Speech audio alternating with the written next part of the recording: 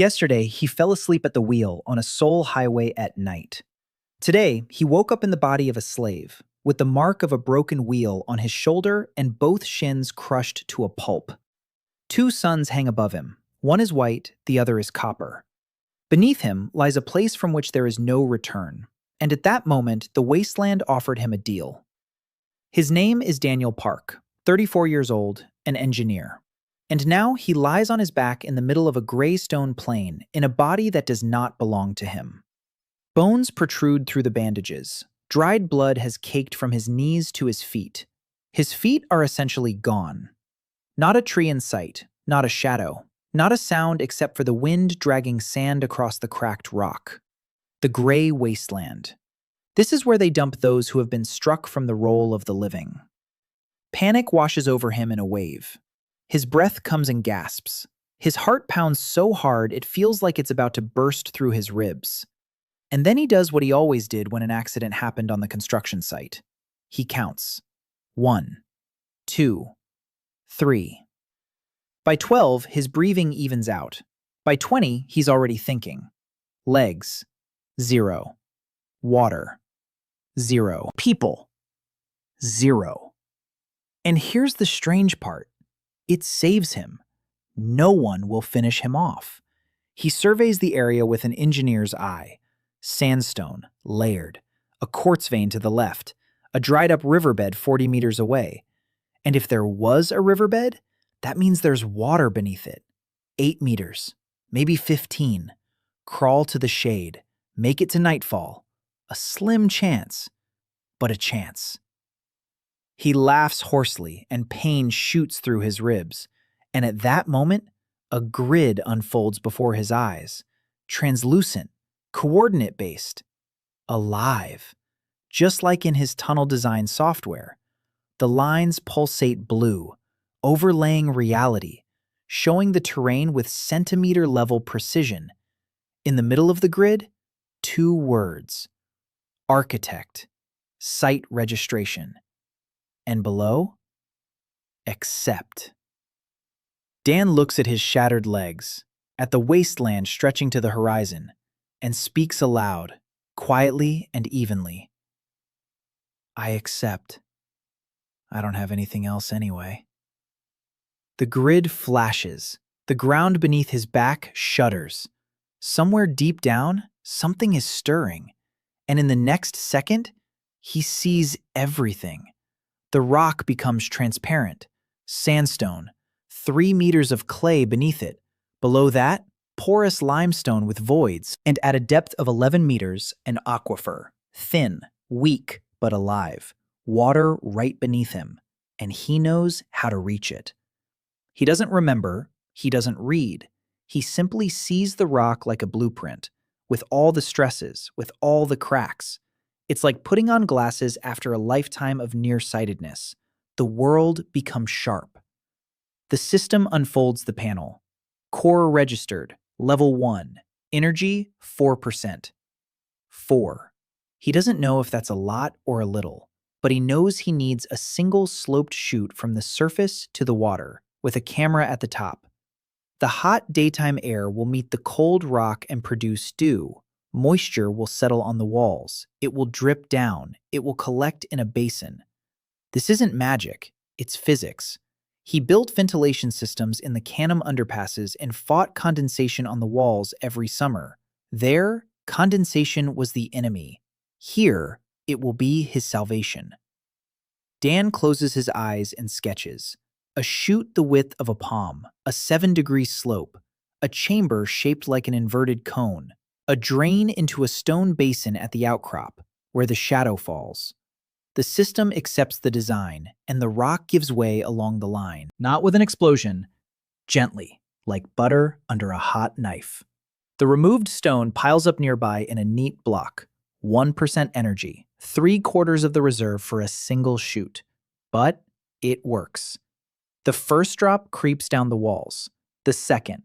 By dawn, there will be a cup and a half. Now 40 meters to the shade, on 2 broken legs. He crawls, left arm forward.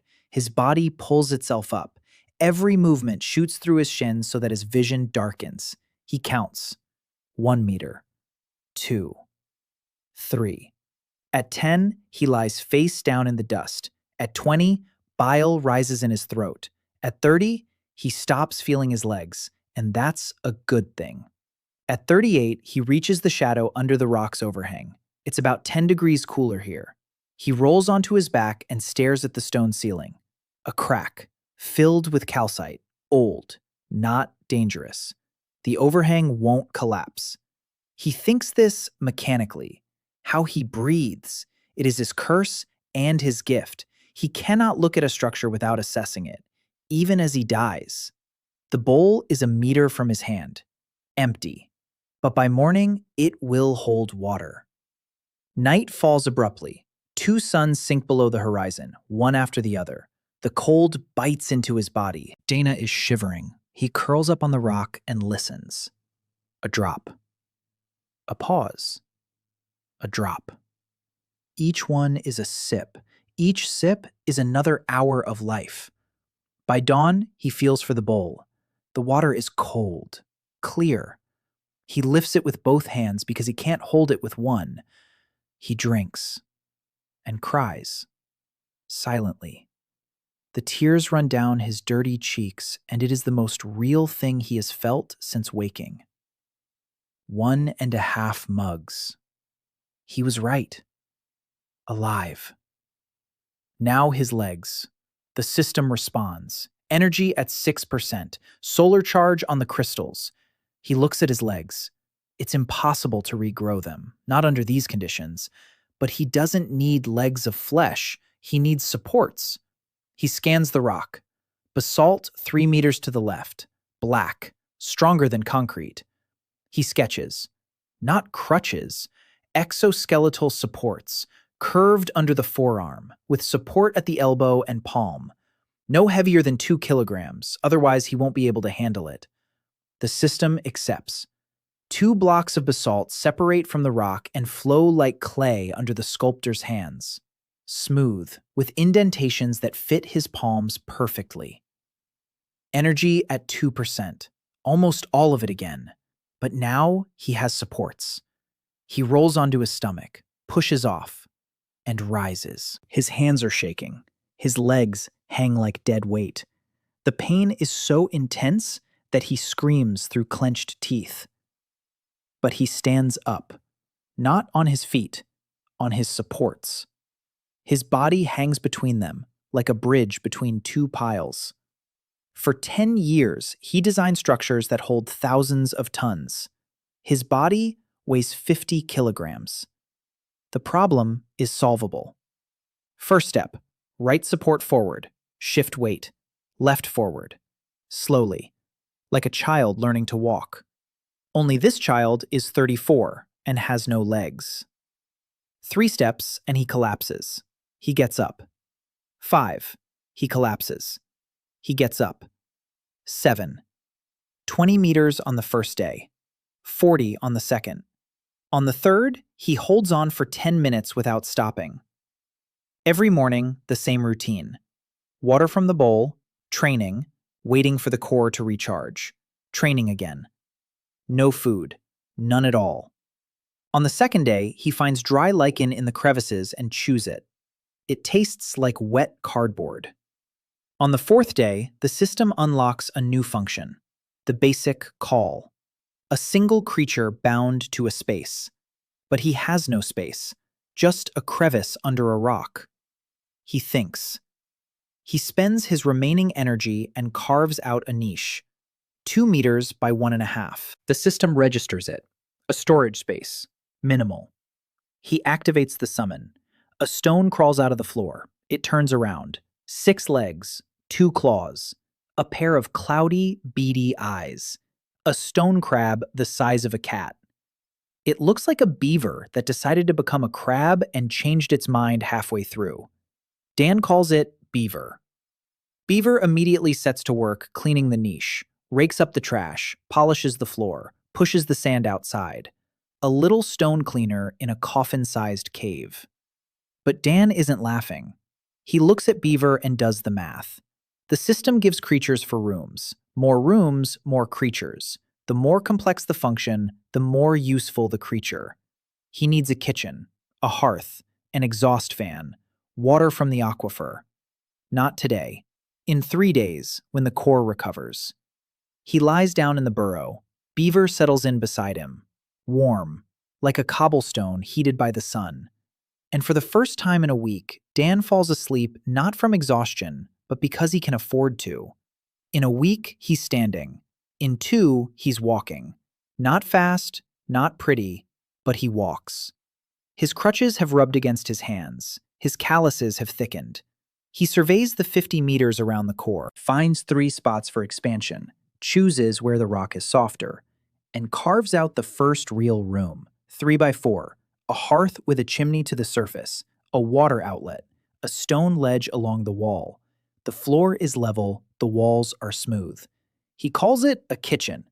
In reality, it's just a cave, but a cave with a vent, with water, with a floor you can lie down on without waking up with a rock in your back. A cave designed by an engineer. The system awards a bonus, the first functional room, core regeneration bonus plus 5%. And then he realizes the main thing. The better he builds, the faster he grows. Not the more, the better. Quality, not quantity. He sits down on the floor of his kitchen. A beaver is polishing a corner. Water drips from the gutter. A copper sun sets overhead. He runs his hand along the wall. Smooth, not a single crack. A good wall.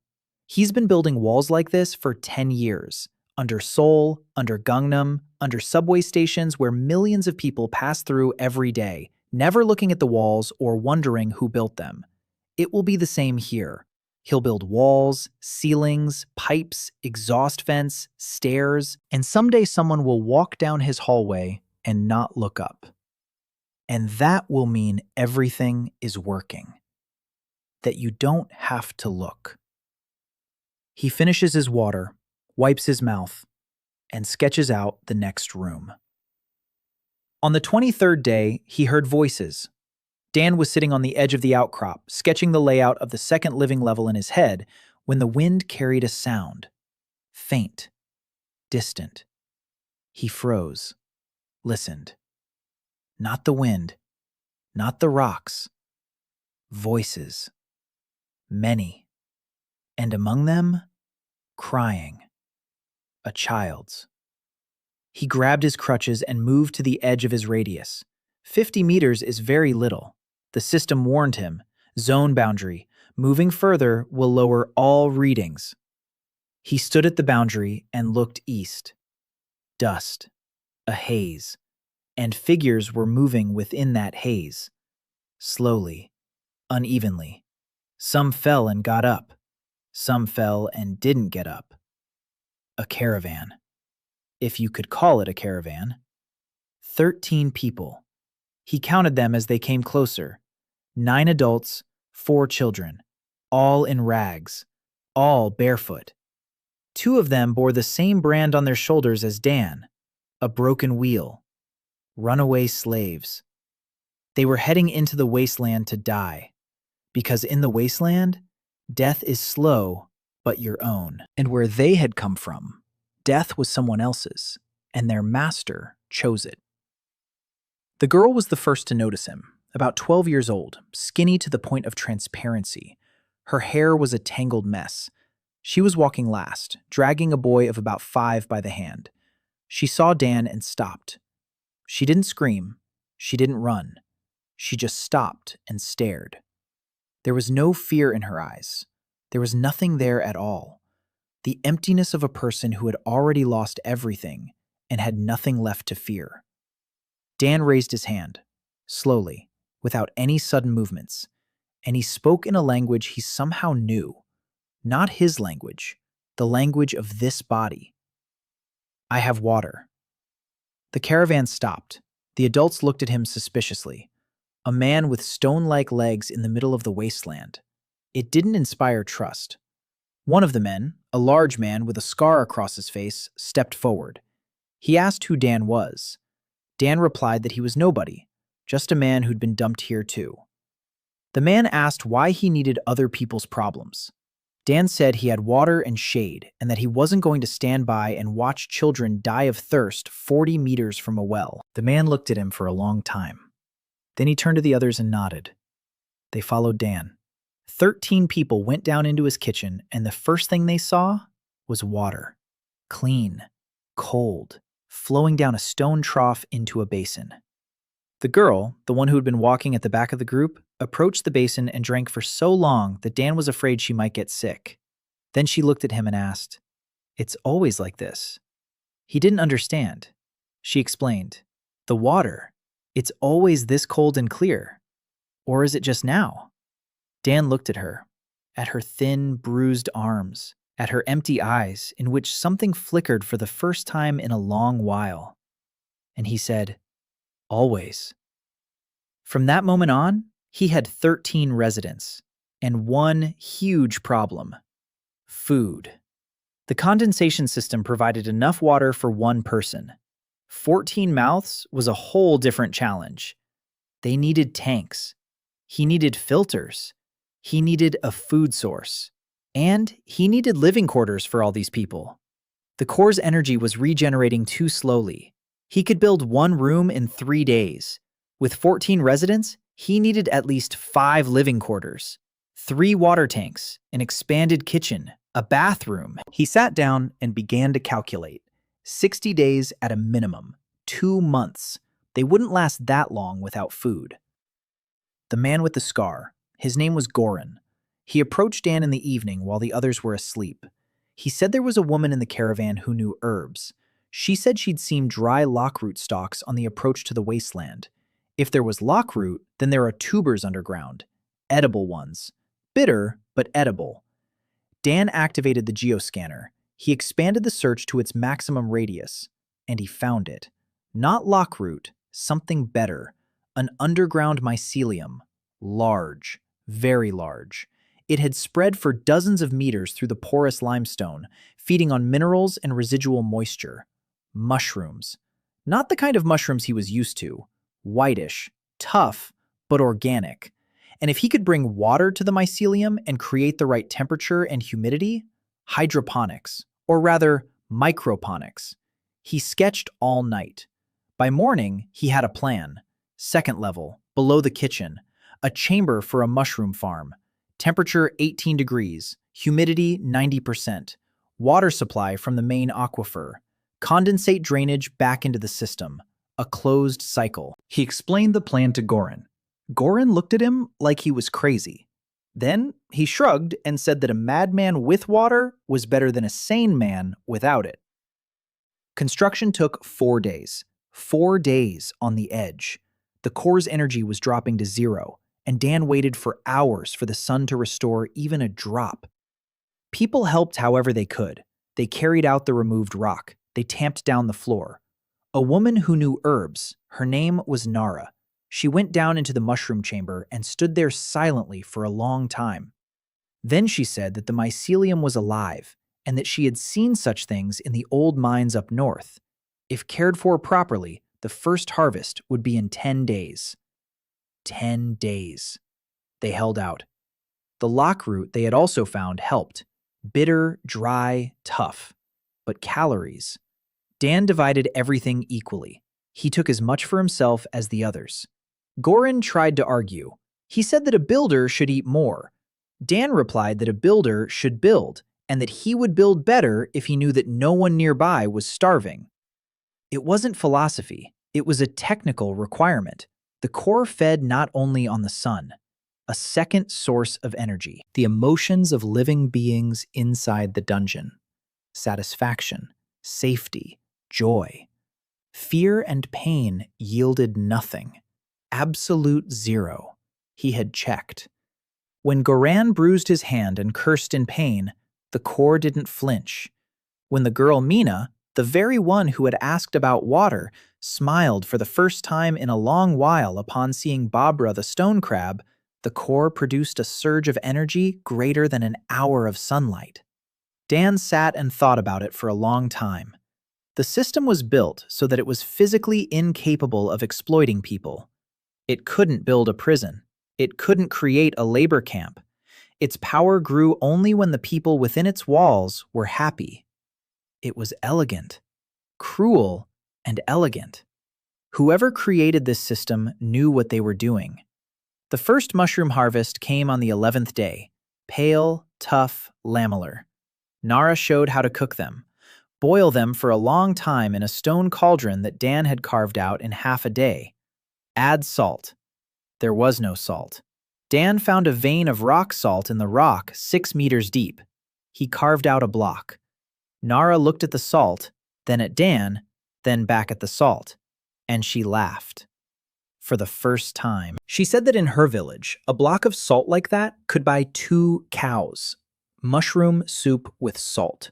14 people sat in the kitchen and ate, in silence. There was only one sound. Spoons against stone. Swallows. Breathing. Mina sat next to Dan and ate slowly. She held each spoonful in her mouth for a long time, as if memorizing the taste, as if afraid it would end. The core hummed, quietly, steadily. The energy was rising, not from the sun, from the people who, for the first time in weeks, were eating a hot meal in a safe place. Dan felt it the way an engineer feels the vibration of a running engine. The right vibration. That meant everything was fine. That meant the structure was holding.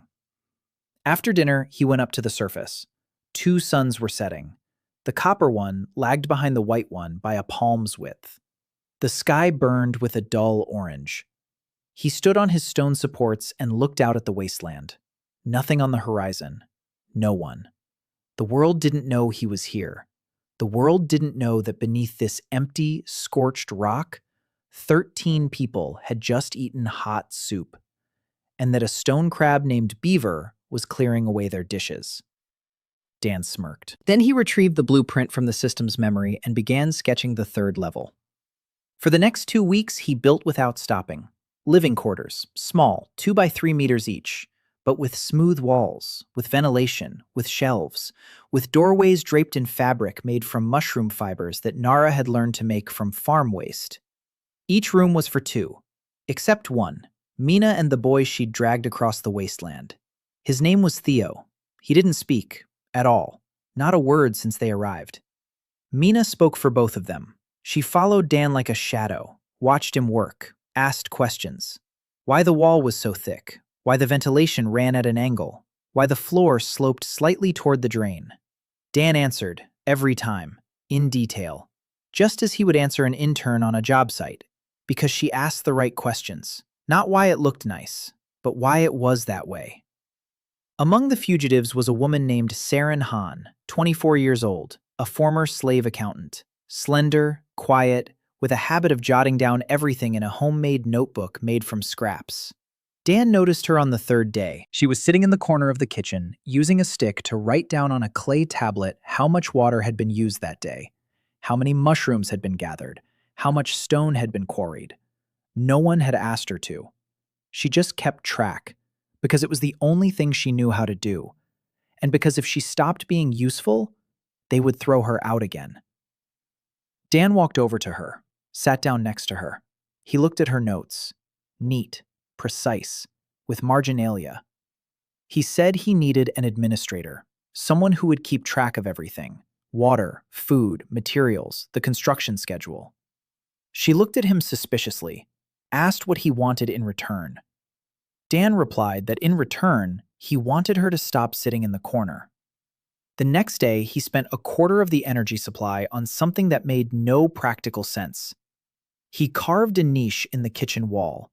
He installed a stone countertop in it, smooth, at the level of her elbows. He made 3 pull-out drawers out of polished stone, a shelf above the table, a lamp, not a candle, a lamp. A small stone bowl with oil made from mushroom spores that burned evenly and for a long time. And above all this, he carved 4 symbols into the stone. He didn't know the local script well enough, so he asked Saren to write them. She wrote, Chief Administrator.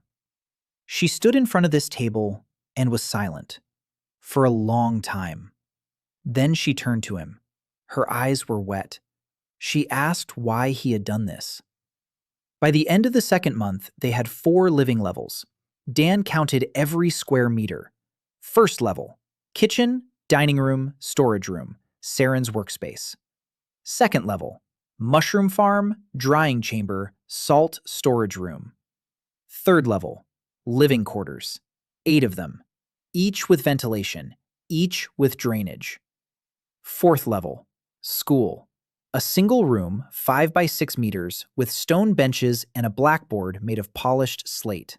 3 students: Mina, Theo, and a girl named Ami, who was 9 and who, before coming to the wasteland, didn't know that letters existed. 1 teacher, a former slave named Caleb, an old man with a quiet voice and beautiful handwriting. He could read and write in 3 languages. His master valued him for that, and for that very reason sold him when he needed money. People who can be sold for literacy. Dan thought about this as he drew up the school, and about how, in his world in Korea, compulsory education had existed for 100 years, and about how here, the children didn't know the alphabet. Goran said that a school was a luxury, that walls were needed first, weapons, traps. Dan replied that a school isn't a luxury, but infrastructure. That in 5 years, Mina would be reading blueprints. In 10, she'd be building. And he'll build the walls without the help of illiterate soldiers. Goran didn't argue.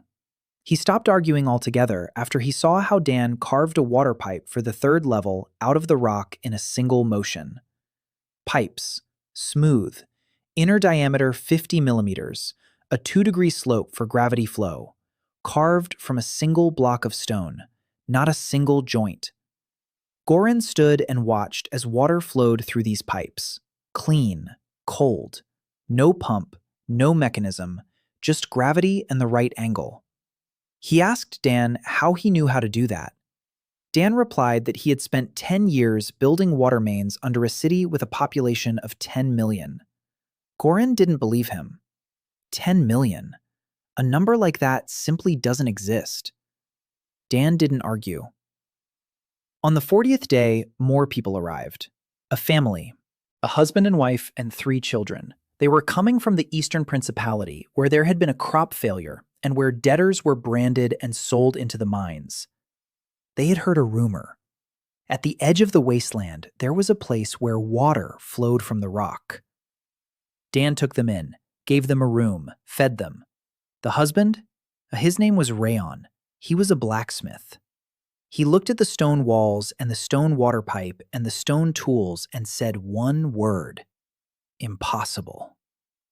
Then he paused and added, "But if it is possible, then I need a forge." That is how metallurgy began. Not steel. Steel was a long way off.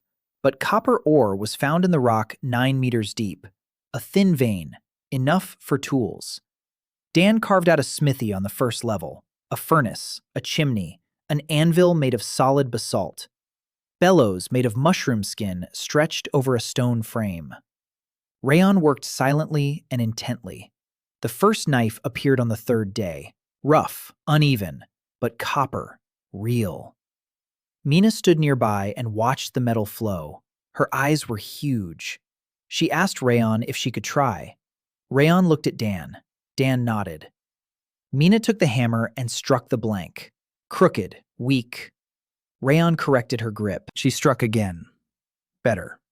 By the end of the day, she had calluses on her palms and a smile that made the core hum so loudly that Dan felt the vibration in his bones. The geoscanning radius increased, 60 meters, then 70. Every new resident who felt safe gave energy to the core. Every smile, every peaceful sleep, every plate of hot food. The system grew, not from war and not from plunder.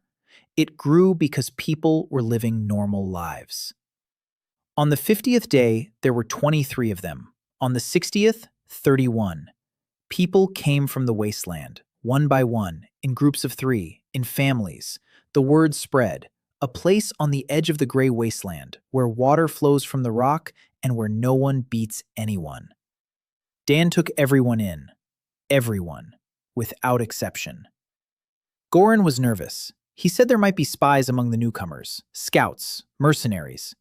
Dan replied that a spy who had spent 3 days in a place where he was fed and not beaten wasn't really a spy anymore, and that if someone had come here of their own free will across 100 leagues of wasteland, that person was desperate enough to deserve a chance. Goran grumbled that Dan was too kind for a man without legs. Dan replied that kindness had nothing to do with it. Every new person was energy for the core. Every happy person meant more construction capacity. It's not altruism, it's calculation. He lied. Or rather, he told a half-truth. The calculation really did work, but the reason wasn't him. The reason was that he saw Mina, how she had arrived, empty eyes, thin arms, the question about hot water, as if hot water were a miracle that couldn't be touched with hands because it would vanish. Every time a new refugee approached the gate, Dan saw those same eyes, that same emptiness, that same fear that all of this was temporary. And every time he said the same thing. Come in. There's water here. There's food here. They don't beat you here. By the third month, there were 40 of them, 4 living levels. The mushroom farm had doubled in size, a second condensation chamber, a smithy, a weaving workshop. Nara taught 3 women how to make fabric from mushroom fibers. Rough, gray, but warm. A school on the 3rd level, 5 students. Caleb taught letters in the morning and arithmetic after lunch. Mina was already reading, slowly, syllable by syllable. But she read.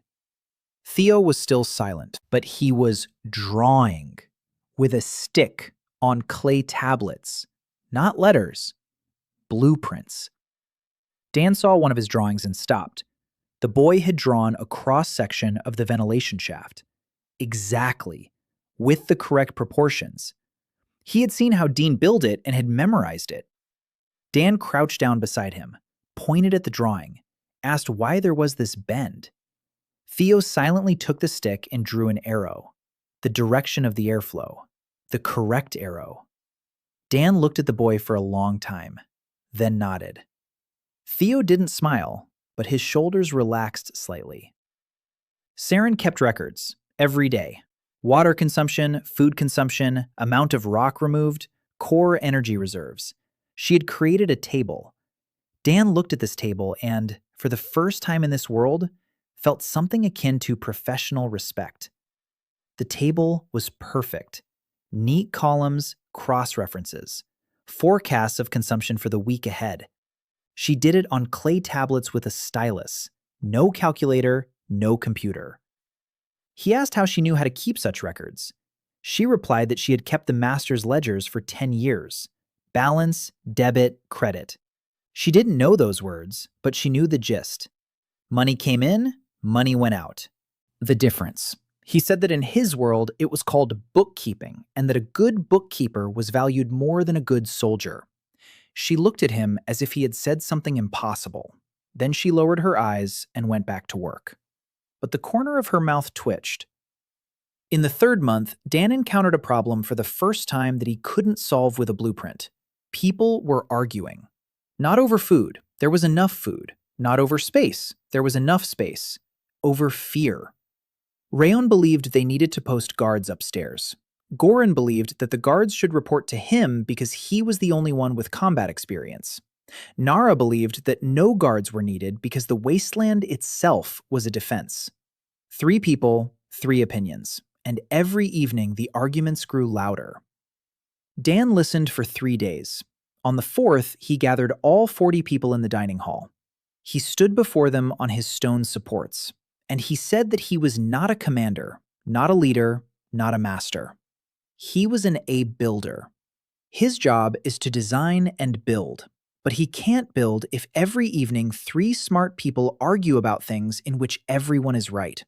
So here's what he proposes. Goran is in charge of security, Nara is in charge of food, Rayon is in charge of the workshops, Saren is in charge of accounting and distribution, Caleb is in charge of the school. Everyone does what they do best. Disputes are settled by a vote of all the residents. Every vote counts equally. His vote counts as 1 too. Goran asked, what if the vote is wrong? Dan replied that the vote is always wrong. But a mistake made by 40 people is better than a mistake made by one, because 40 people will then correct it together, and one person will defend his mistake to the end. The vote passed, unanimously. Even Goron raised his hand. Then he walked over to Dan and quietly said he didn't agree, but that he raised his hand because Dan was right, and because for the first time in his life, someone had asked his opinion instead of ordering him around. The core gave off such a surge of energy that the scanning radius increased to 90 meters. The satisfaction of 40 people who had voted for the first time in their lives. Dan stood in the corridor and felt the core pulsing, steady and calm, like a heart. He thought that if this world was built on crystals and magic and monsters, then at least it was built honestly. Power from happiness, not from fear. That was the only law he was ready to accept without reservation. On the 180th day, his first enemy came to him. The enemy didn't look like an enemy. He looked like a man whose arm had been broken. Young, about 25, wearing a dusty traveling cloak over chainmail. Goron spotted him first. One man, coming from the north, not from the wasteland, from the inhabited lands. Chainmail, a sword at his belt. His right arm hung at an awkward angle, a fracture, an open one. Goron wanted to post a guard. Dan said no. He went up himself. The man stood 100 meters away, staring at the entrance to the dungeon. Everything around the entrance had changed over the past 3 months. Where there used to be bare rock, grass now grew, sparse, tough, but green. Ventilation shafts expelled warm, damp air to the surface. Condensation settled on the rock. The rock cracked. Seeds carried by the wind sprouted in the cracks. A green spot in the Gray Wasteland. Small, 30 meters in diameter, but visible from a distance of several leagues. A man saw Dan, saw his stone supports, his torn clothes, the brand on his shoulder. And he did something Dan didn't expect. He dropped to one knee. He braced his good hand against the ground. He bowed his head. Dan stood and looked at him. Then he said that kneeling was very beautiful, but a broken arm couldn't be healed by respect, and that if a man wants help, he should stand up and come inside. The man raised his head. There was a strange expression in his eyes, a mixture of relief and horror. He gave his name, Scout of the House of Valmore, sent to find the source of the anomaly in the Gray Wasteland. He had been walking for 6 days. On the 3rd day, he fell off a cliff. His arm. No supplies, no water. He was heading for the green patch because there was nowhere else to go. Dan listened in silence. Dom Valmore. That very name. The very same Dom who had possessed this body, who had branded it, who had abandoned it in the wasteland with broken legs. He could have gotten angry, could have slammed the door, could have left the scout to die, but the core pulsed steadily and calmly. And Dan knew that if he turned away from a man with a broken arm just because that man wore the wrong crest, he would be no better than the one who had abandoned him. He led the scout inside. Nara examined the arm. A fracture of the radius, a dislocation. It needed to be set. Nara had done this before. In the mines, the slaves had no access to a healer. The slaves treated each other. She set the bone. The scout lost consciousness from the pain. Dan carved a splint out of stone, a light one, exactly the shape of the forearm, with holes for ventilation. Nara applied a bandage made of mushroom cloth. The scout woke up an hour later. They gave him water, soup. He ate and cried. Not from the pain, from the soup. Goron stood in the corner and didn't take his eyes off him. The scout spent 3 days with them. Dan didn't ask any questions. He didn't interrogate him. He didn't lock him up. The scout moved about freely. He saw the farms. He saw the school. He saw children playing in the hallways. He saw the plumbing and the ventilation and the stone lamps.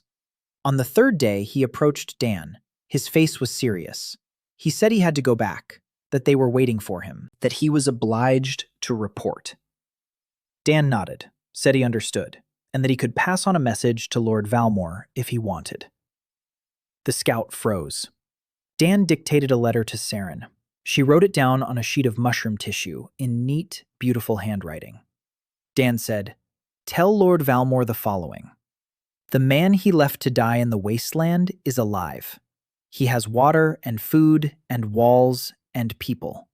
He isn't going to seek revenge because revenge is building in the opposite direction. He isn't going to hide because there's no point in hiding. And he isn't going to fight because there's no time to fight. His sewer system isn't finished. Lord Valmore no longer interests him. If Lord Valmore wants to talk, he knows where to find him. If Lord Valmore wants to fight, he knows where to find him too. But in the latter case, let him bring blankets. It gets cold here at night, and prisoners need something to cover themselves with. The scout stood and listened. Then he took the letter with his good hand. He looked at Dan and said quietly that he didn't know who he was, but that in 6 years of service, he had seen 12 lords, and not a single one of them had treated a foreign soldier's hand. He left on the 4th day. Goran watched him until he disappeared over the horizon. Then he turned to Dan and said that he had just let go a man who, in 2 weeks, would bring an army here. Dan replied that it was possible, or maybe not, but that even if he did bring one, 2 weeks was enough to finish the sewer system. Goran left, shaking his head. Dan went back to the blueprints. The sewer system really wasn't finished. That annoyed him more than the threat of invasion. The 2nd month after the scout left was the most productive yet. The population was growing. 60 people by the end of the 5th month, 80 by the start of the 6th. People were coming from all directions, not just from the east, from the north, from the south. Rumors spread faster than the wind. A green spot, water, safety, no stigma. Dan was building, every day, the 5th level, the 6th, 6,000-liter water tanks, a 2nd mushroom farm, greenhouses for lockroot on underground terraces with mirrored wells. The mirrored wells were his pride and joy, polished stone slabs installed at an angle from the surface down to the lower levels. Sunlight traveled through them like through fiber optics. It refracted, it reflected, it lost some of its brightness at every turn, but it reached its destination. On the lower terraces, there was a pale golden glow, enough for the lockroot to grow, enough so that people wouldn't forget what a day looked like. Saren counted, Caleb taught, Nara healed and fed, Rayan forged, Goran trained the militia, not an army, a militia, 12 men and 3 women with copper spears and stone shields. They trained for 2 hours a day. The rest of the time, they worked. Goran grumbled that it wasn't enough. Dan replied that if they had to fight, he had already lost. His defense wasn't soldiers. His defense was geography. There was only one entrance to the dungeon, narrow, winding, with 3 turns. Every turn was an ambush. Every corridor was a trap without a single sharp object. Collapses, floor traps, sudden walls, sand barriers, ventilation shafts through which enough dust could be released to reduce visibility to 0. He wasn't building a fortress, he was building a labyrinth that lives and changes at his command. On the 210th day, the geoscanning radius reached 150 meters. The core was on the 3rd level. The energy reserve had tripled. The system unlocked new creatures, glowing snails, small ones, about the size of a fist. They crawled along the walls and ceilings, emitting a soft, bluish light. Not bright, but enough to see in the dark. Dan placed them throughout all the corridors. Now the dungeon glowed at night with a soft, blue light. The children called the snails little stars. Mina counted 212 of them and drew a map of their distribution. Dan looked at the map and saw his dungeon through another person's eyes for the first time. Not a sketch, not a diagram, a map with labels. The dining hall, school, Nara's room, Rayan's workshop, garden. He hadn't built a garden. It was just a chamber on the 2nd level where water had leaked in, spores had sprouted, and moss had appeared. But Mina wrote garden on the map, and people started going there to sit on the rocks and look at the moss, because the moss was green, and because green was a color that wasn't found anywhere else here. Dan looked at Mina. She was standing nearby, waiting for his reaction. Dan said the map was excellent, but that it was missing a scale bar and a north arrow. Mina frowned. She asked what a scale bar was. Dan began to explain. An hour later, he realized he was giving a full-fledged lesson in cartography to a 13-year-old girl who 3 months ago didn't know the alphabet, and that she understood everything the first time, every word, every concept. and that she possessed a gift he had never seen in 10 years of working with engineers. She saw space, in its entirety, not as a set of lines on paper, but as a living volume one could walk through. She thought like an architect. She just didn't know it yet. On the 220th day, the alchemist came to him. Or rather, she didn't come. She crawled. Goran found her 300 meters from the entrance. She was lying face down in the sand. Her backpack was stuffed with vials, half of them broken. Her glasses were on a chain. One lens was cracked. Her skin was burned to the point of blistering. Third-degree dehydration, if there were degrees in this world. Goran carried her in his arms. Nara gave her water and treated her burns. The woman lay unconscious for 2 days. On the third day, she opened her eyes. She looked at the stone ceiling, at the glowing snails, at the stone bowl of water next to the headboard. And the first thing she said was, "A condensation chamber with gradient cooling. Interesting." Dan was sitting nearby. He asked how she knew. She replied that she could see the gutter on the wall and that the principle was obvious to anyone who had studied phase transitions. Then she tried to sit up. She couldn't. She lay back down and asked if she could take a look at the mushroom farm once she was able to walk. Her name was Layla Song, 27 years old, a wandering alchemist, half-blood.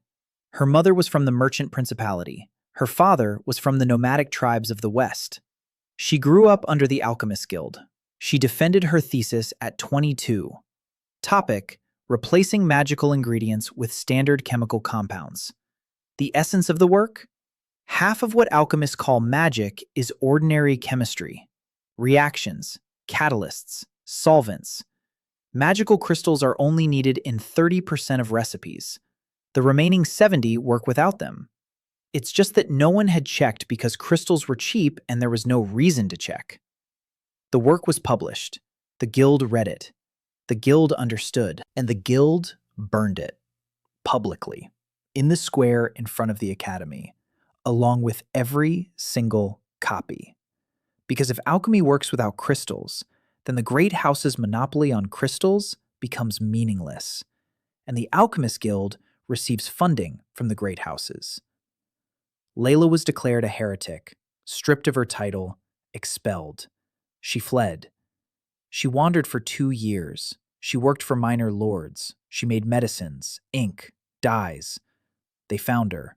She ran away again.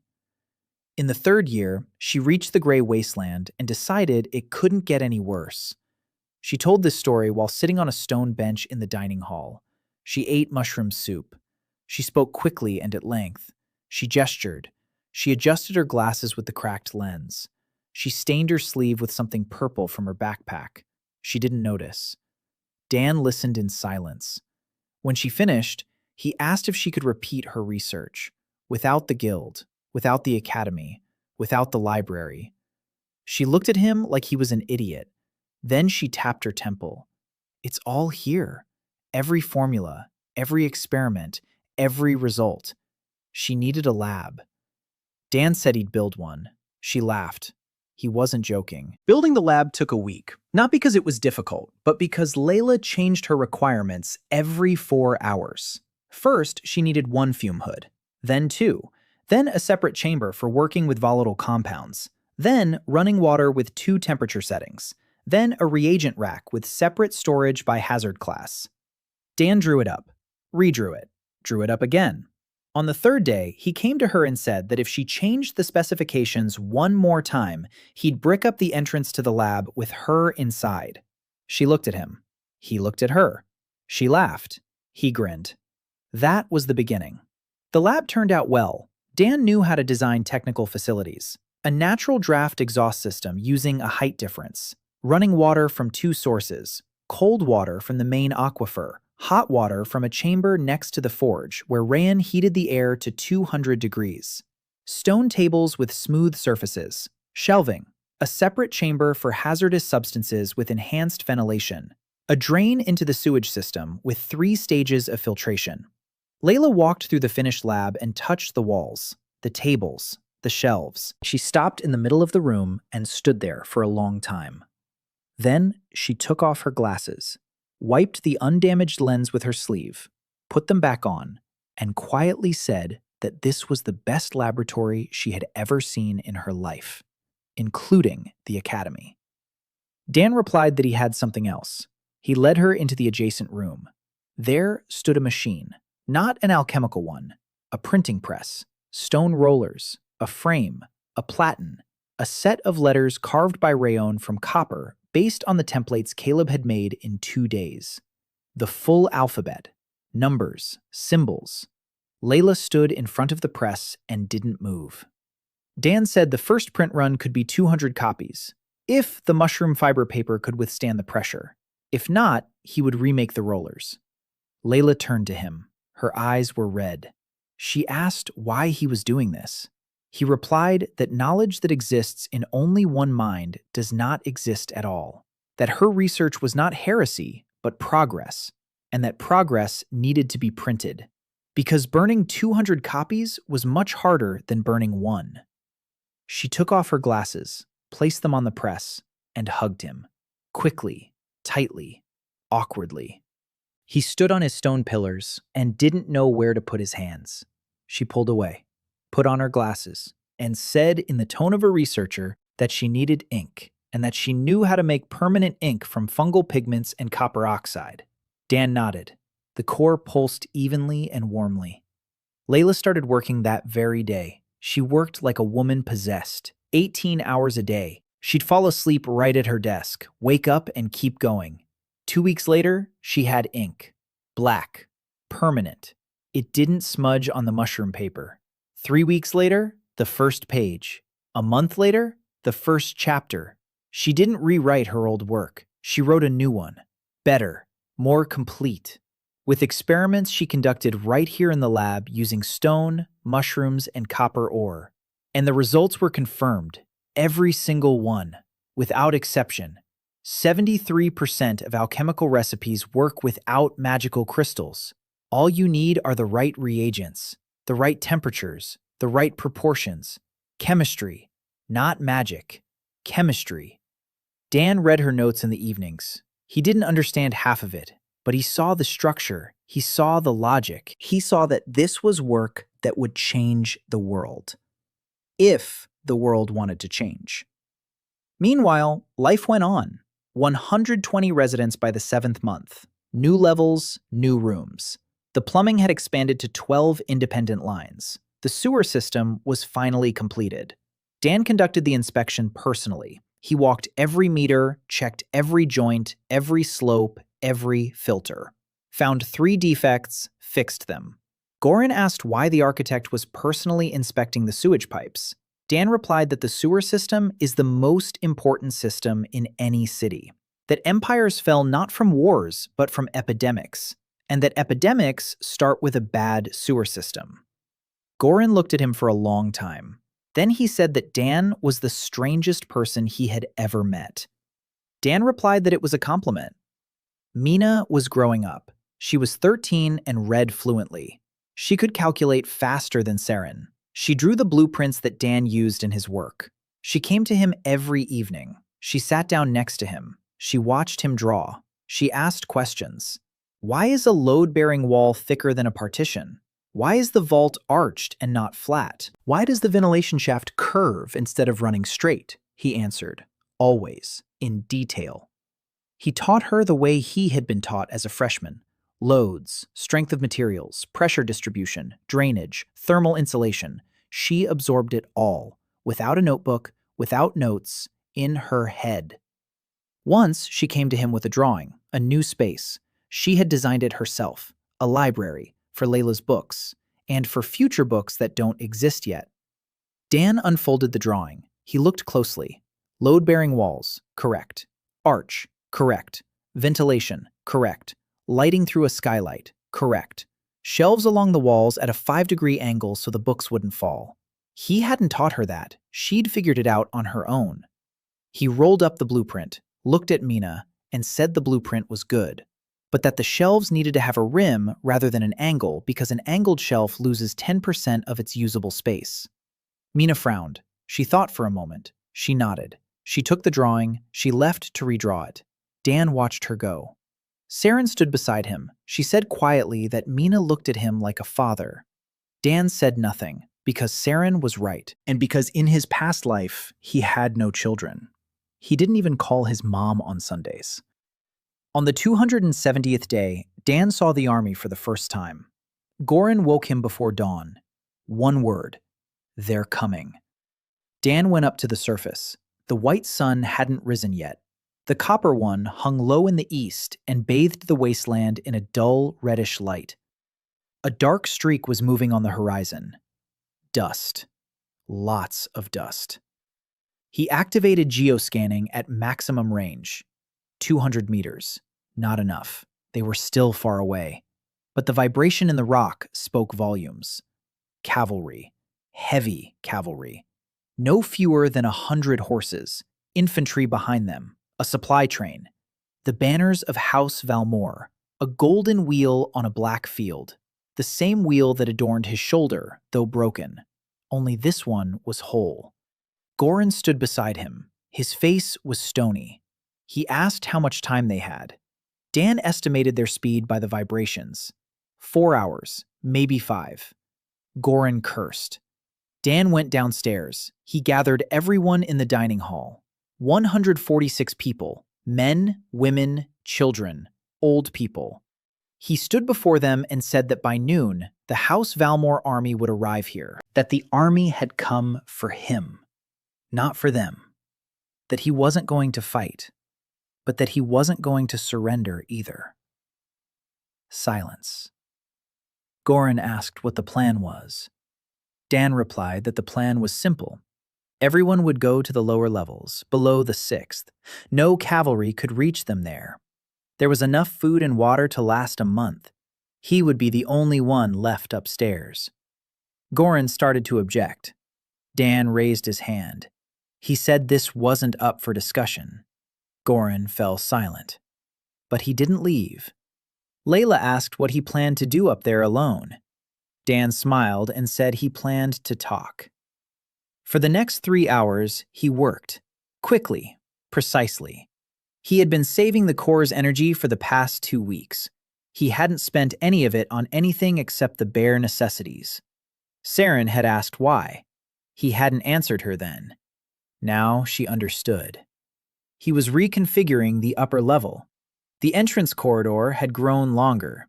3 turns turned into 7. The ceiling dropped to 1.5 meters. You couldn't ride a horse through it. You couldn't stand up straight.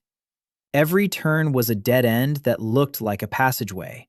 Every passage is a dead end that looks like a turn. The ventilation shafts have widened. He filled the chambers beneath them with fine sand. Tons of sand.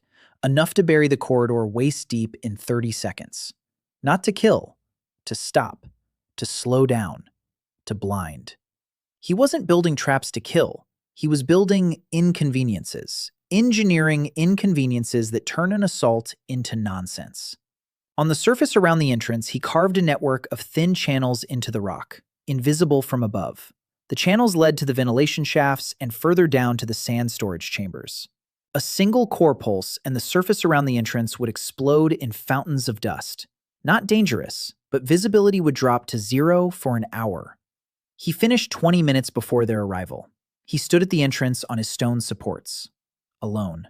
The army stopped 300 meters away. He couldn't see their faces, but he saw the banners. A golden wheel. A horseman broke away from the army. Alone. On a large black horse. He rode up to 100 meters. He removed his helmet. Young, handsome, blonde hair, cold gray eyes. The family resemblance to the brand on Dan's shoulder was obvious. Not Lord Valmore himself, his commander. His voice. He identified himself as Captain Hart. He announced that by order of Lord Albrecht Valmore, this place was hereby declared the property of House Valmore. Everyone inside was ordered to surrender and return the stolen resources. Disobedience would be punished by death. Dan stood and listened. Then he asked what exactly he had supposedly stolen. Captain Hart said that the dungeon and its contents were the property of House Valmore by right of land ownership. The Gray Wasteland fell within the Valmore domain. Dan nodded. Then he said that this was very interesting, that the Gray Wasteland had been part of the Valmore domain for 300 years, and that in 300 years, the Valmores hadn't built a single well here, not a single road, not a single settlement. They had used the wasteland for only one thing: to dump people here to die. Now there was a well here, and a road, and a settlement, and all of this was built by the man they themselves had abandoned. Captain Hart listened in silence. His expression didn't change. He said he had orders. Dan said he understood, and that the captain had a choice: to turn around and leave, or to try to go in. The captain looked at the entrance. Narrow, dark, stone on both sides. He turned his horse around, rode off to the army. 20 minutes later, the infantry moved forward. 30 men, in armor, with shields, in formation. Dan waited. They approached the entrance. The first 5 entered the corridor. Dan let them go 10 meters. Then he closed the entrance behind them. A wall rose from the floor in 2 seconds. Stone, a meter thick. The 5 were locked in the corridor. Darkness. Silence. Then Dan's voice from the ventilation shaft above their heads. He said they could put their weapons on the floor, that in 3 minutes the wall behind them would lower and they could leave, without weapons, that they were in no danger, that he didn't kill people. That wasn't what he did. A pause. The clang of metal against stone. 1, 2, 3, 4, 5. The wall lowered. The 5 of them stepped outside, without swords, without shields. Captain Hart looked at them, then at the entrance. Then he gave the order for a general assault. Dan sighed. He activated the ventilation ducts on the surface. The wasteland around the entrance exploded in a cloud of dust. Pillars of gray sand rose 20 meters high. Visibility dropped to 0. Horses reared up. The formation broke. People coughed and rubbed their eyes. Through the dust curtain, Dan launched the second wave. Sand from the sand reservoirs flowed through the corridors to the outside. Not fast, not dangerous. Just a dense stream of fine sand that clogs the eyes, mouth, and nose and makes every step a torment. The assault choked to a halt in 8 minutes. The army retreated 300 meters. The dust settled slowly. An hour. Captain Hart regrouped. He sent the cavalry around the flank. There was no flanking route. Rock on 3 sides. The only approach was from the east. And the entire east was now covered in a layer of fine sand up to the ankles. Second assault. Dan brought down the ceiling of the entrance corridor. Not on the men, in front of them. The passage was blocked. The men stood before a wall of debris, turned around, left. The third assault didn't happen. Captain Hart waited until evening, then until night. At night, the temperature in the wasteland dropped to 0. The army had tents. They had fires. They had food, but there was little water. They had counted on a quick assault, not a siege. Dan waited. At night, he opened the ventilation shafts and let the warm air from the lower levels out. Warm and humid. Dew formed around the entrance. Drops glistened on the stones. A small gift. Then he went up to the surface. Alone. Unarmed. He approached the camp within earshot. The sentries jumped to their feet, grasped their swords. Dan raised his hands. He said he'd come to offer water. Silence. Then Captain Hart emerged from the tent, without armor, in a shirt, with a sword in his hand. He asked what kind of game this was. Dan replied that it wasn't a game, that his men had enough water for a month, and the army had enough for 2 days, and that he didn't want anyone to die of thirst 2 steps from the well. It was a senseless death. He said he was willing to give them water, for free, no strings attached, and that in the morning, each of them could make a choice: go home or stay. Captain Hart looked at him for a long time. Then he asked why. Dan said it was because a man whose broken arm he'd once set had told him that in the Valmore army, soldiers are paid a quarter of what they're supposed to, that they're fed once a day. That desertion is punishable by hanging, and that most of them joined the army not by choice, but because the House of Valmore bought up the debts. Captain Hart was silent. Dan said that in the morning there would be water at the entrance, in stone barrels, 200 liters, for everyone. He turned and walked away. Goran watched from above. When Dan came down, Goran said he was a madman.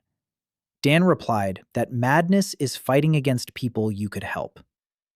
In the morning, the water was at the entrance. 200 liters in 4 stone barrels. The army drank, in silence. By noon, Captain Hart came to the entrance alone, unarmed. He said he had orders, that he had to return and report, that he would take those who wanted to leave. Dan nodded. He asked about those who wanted to stay. Captain Hart paused. Then he said there were 12 of them. Dan said 12 rooms would be ready by evening. The army left, reduced by 12 men. 12 soldiers stood at the entrance and watched their comrades leave. One of them was crying. Another was laughing. A third stood tall and straight.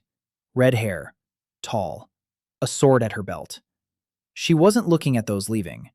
She was looking at Dan. Her name was Amber Callahan, 22 years old, a knight, the only woman in the punitive squad. She walked up to him. She took the sword from her belt. She held it out to him, hilt first. Dan looked at the sword, then at her. He said the sword would come in handy for her, but that before she got any position, she'd have to pass a fire safety exam. She blinked, asked what fire safety was. Dan said it was the first thing she'd learn tomorrow morning, and that she'd like it. She didn't get it, but she nodded. Goran later told Dan that this redhead was more dangerous than any of the 12, that she moved like a fighter with 10 years' experience in the body of a 20-year-old. Dan replied that that was exactly why she would be in command of the city guard. Goran asked what about him. Dan said that Goran was in charge of security, perimeter security, reconnaissance, patrols. The guard is different. The guard is about order within. It's not about fighting. It's about making sure kids don't fall down the stairs and that safety protocols are followed in the workshops. Goran was silent for a long time. Then he nodded. He understood. The 12 new residents had their rooms by evening, just as Dan had promised, each with running water, with ventilation, with glowing snails on the ceiling. 12 people who had been enemies that morning were sitting in the dining hall that evening eating mushroom soup. One of them asked why everyone here was staring him in the eyes. Nara replied that it was because no one here was a slave. Amber Callahan couldn't sit still. Dan realized this on the very first day. She was up before dawn. She walked through every level. She checked every exit, every ventilation shaft, every staircase. By breakfast, she knew the dungeon better than the people who had lived there for months. She came to Dan with her observations. Between the 3rd and 4th levels was too steep. The steps were slippery. There were no railings. Someone was going to fall. Dan looked at her, then at the staircase. She was right. He'd built it quickly, too quickly. He'd skimped on the details. A railing seemed like a minor detail. A child on a slippery stone staircase without a railing is not a minor detail. He built railings that very day, on every staircase, on every level. Amber stood nearby and watched. When he finished, she nodded. A single movement, brief, precise, like a sword strike. She'd failed the fire safety exam, not because she hadn't tried, because the concept of fire safety didn't exist in this world. Dan spent 2 days explaining evacuation routes, corridor widths, distance to the exit, emergency exits, signs, fire extinguishers. They didn't have fire extinguishers, but Layla was already working on a fire-retardant compound made from mineral salts. Amber listened. She took notes. On the 3rd day, she retook the exam perfectly. Every single point, every rule. She said it was the most useful thing she'd learned in 10 years of training. That they'd taught her 12 ways to kill people, but no one had taught her how to keep people from dying because of their own stupidity.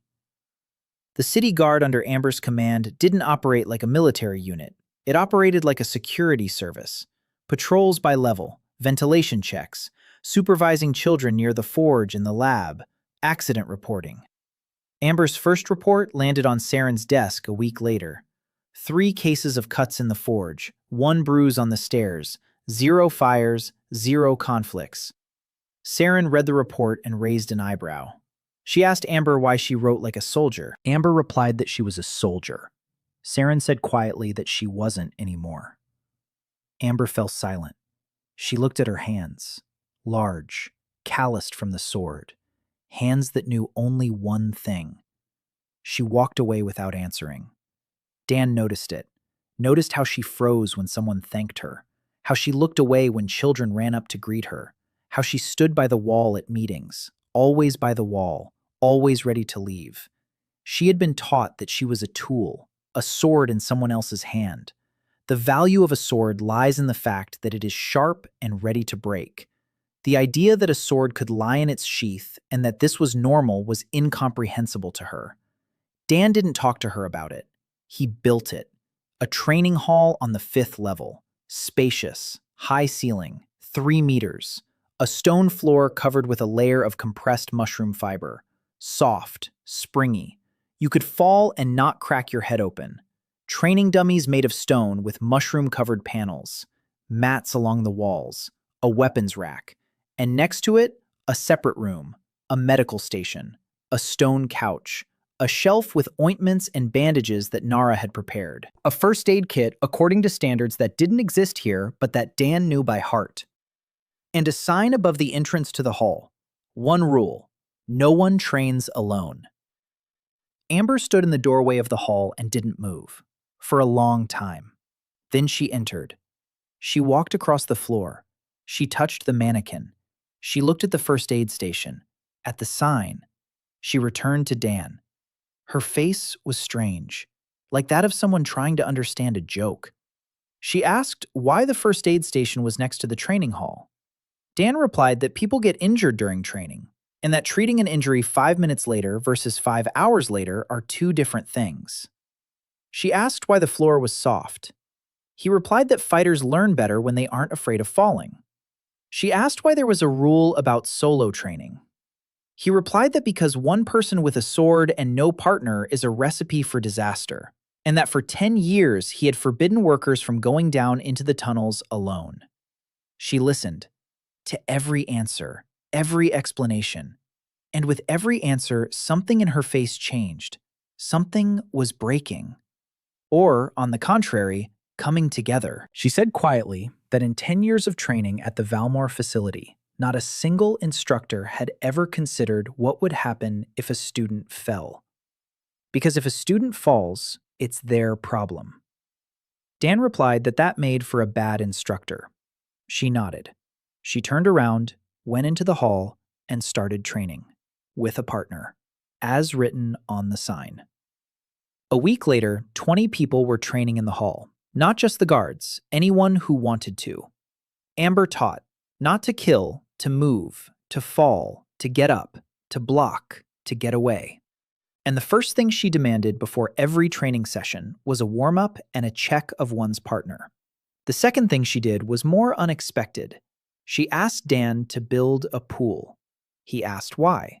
She replied that a third of the children in the settlement couldn't swim, that if the lower levels flooded, it would mean death, and that she had to teach them before it was too late. Dan built a pool on the 6th level. He diverted water from the main aquifer, 4 meters long, 3 meters wide, depth ranging from 0.5 meter to 1.5 meters, a stone bottom, smooth walls, a mirrored well for lighting. The children screamed with delight when they saw the water. Mina jumped in first. Theo stood at the edge and watched. Amber walked over to him. She held out her hand. Theo looked at her hand, at the water, at her hand. He took it. They entered the water together. Theo didn't swim. He stood waist-deep in the water, holding on to Amber's hand. His eyes were huge, but not empty. For the first time, not empty. The core gave off such a surge that Dan felt it while standing 2 levels above. The joy of a child who, for the first time in his life, was not afraid. 230 meters, the scanning radius. It was growing. The city was growing. 300 people by the 9th month, 400 by the start of the 10th. Rumors of a green spot in the wasteland became rumors of a city in the wasteland. Artisans were coming, carpenters, weavers, potters. Each brought a skill. Each skill meant a new workshop. Each workshop meant a new level. Dan built, non-stop. The 7th level, the 8th, the 9th. Workshops, warehouses, residential blocks with 4 rooms and a shared kitchen. The water supply had grown to 36 lines. The sewer system worked flawlessly. Dan checked it personally every week. Layla printed the first run, 200 copies, mushroom paper, copper ink. Every page smelled of mushrooms and metal. She placed the first copy on Dan's desk. The title page read, Fundamentals of Applied Alchemy Without the Use of Magic Crystals. Author, Layla Song. Publisher, she left the field blank. Dan picked up a pen and wrote, Free Object 1, Printing House. Layla read it. She snorted. She said the title was terrible. Dan replied that the title worked. She said he needed someone for marketing. He asked what marketing was in a world without the internet. She replied that it was when a smart person figures out how to sell a useful thing to stupid people. He said he preferred to sell useful things to smart people. She said that in that case, the print run would be 3 copies. 200 copies were sold in a week, not for money, for barter. Nara established trade with caravans that began stopping by on their way through the wasteland. A book in exchange for seeds, a book in exchange for wool, book in exchange for iron ore, which wasn't found in the local rock. The caravanners read it. Not everyone understood it, but those who did explained it to those who didn't, and they passed the story on. Within a month, Layla Song's book was known in the 3 nearest principalities. Within 2 months, the Alchemists Guild knew of it. Within 3 months, the Holy Curia knew of it. Layla didn't know any of this. She was busy with the 2nd volume. Dan didn't know either. He was busy with the 10th level, and with a problem that kept him awake at night. The problem was named Saren Khan. Saren was working too much. Dan noticed this in the 3rd week after the assault. She got up before everyone else. She went to bed later than everyone else. Her little notebook turned into 3 notebooks, then into 5. She kept track of everything.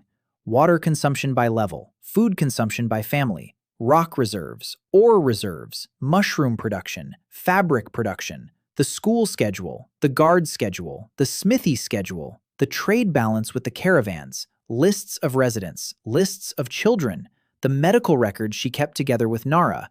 She did all of this alone, silently, without complaint, without asking for anything. Every evening, Dan saw the light from her lamp in the hallway. Every morning, he saw the shadows under her eyes. Once he found her asleep at the table, her cheek pressed against a sheet of calculations. The fingers of her right hand still clutched the writing stick. He stood there for a moment. He looked at her notes, then at her slender wrists still bruised, the marks never fully fading, at her hair, which she'd tied back so it wouldn't get in the way, at the wrinkle between her brows that wouldn't smooth out even in her sleep.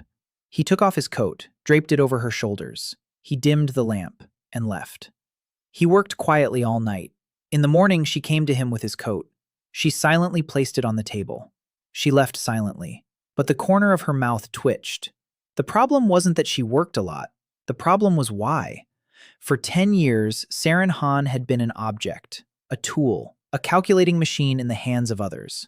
They fed her as long as she calculated. They left her alone as long as she was useful. On the day her owner decided she knew too much, he put her up for sale. Not as a person, as an object, with a description of her functions and a warranty. She ran away not because she wanted freedom. She ran away because she knew there was nothing to count in a brothel, which meant she would become useless, and then they would get rid of her for good. Now she was free. But freedom for her meant only one thing: to be useful. Every second, every day. Otherwise, she'd be thrown out. Again. Dan understood this. He'd seen it on construction sites, workers who took double shifts not because they were greedy, but because they were afraid they'd be fired if they seemed unnecessary. He knew words wouldn't help here. that he couldn't tell her to relax and expect her to relax, that the only way to show a person they won't be thrown out is not to throw them out. A year, 2, 10, as long as it takes. But there was something he could do right now. He rearranged her workspace, not ostentatiously, gradually. A new chair with armrests and a backrest made of polished stone with mushroom-patterned upholstery. A shelf for a water cup within arm's reach. A second lamp on the left so there wouldn't be a shadow from her hand while writing. A footrest so her knees wouldn't go numb. Little things. But little things that said one thing. You're going to be here a long time. So long that it's worth making your spot comfortable. Sarah noticed every change. She didn't say anything, but one evening when Dan was working late, she brought him a cup of hot mushroom broth. She set it down beside him. She didn't say anything. She left. It was the first thing she'd done for him that wasn't out of duty. Not because he was the boss, not because she was the administrator, just because. Dan drank the broth and thought it tasted better than any coffee in Seoul. Something quiet began to grow between them. Not a romance, not a fling. Work, together, every day. She brought him reports, and he read them, and they discussed them. Water consumption on the 10th floor is above normal. Why? A leak at the pipe joint. Find it, fix it. The mushroom farm is yielding 15% less than last month. Humidity is dropped. Check the ventilation. 3 children missed school yesterday. Why? Because they were helping their parents at the weaving mill. School is mandatory. Explain to the parents. They solved problems together. Every day, every evening. She knew the numbers. He knew the systems. Together they saw the city as a whole, like a living organism, where it hurts, where it works, where it's about to break.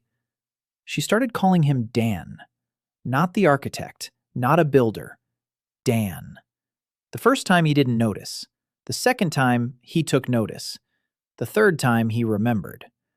For 4 months, they worked side by side, and he didn't notice when she stopped being a subordinate and became a partner. Not in a romantic sense, in a professional one. A person without whom he couldn't imagine morning planning. By the time they reached their 400th resident, Saren had drawn up the first budget. Not in money. They had no money.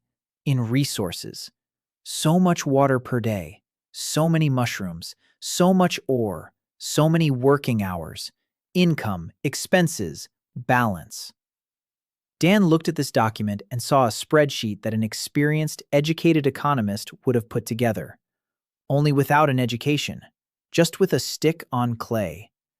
He told her that in his world, they paid a lot of money for work like that. She quietly replied that in her world, for work like this, they sell you to a brothel. A silence hung in the air.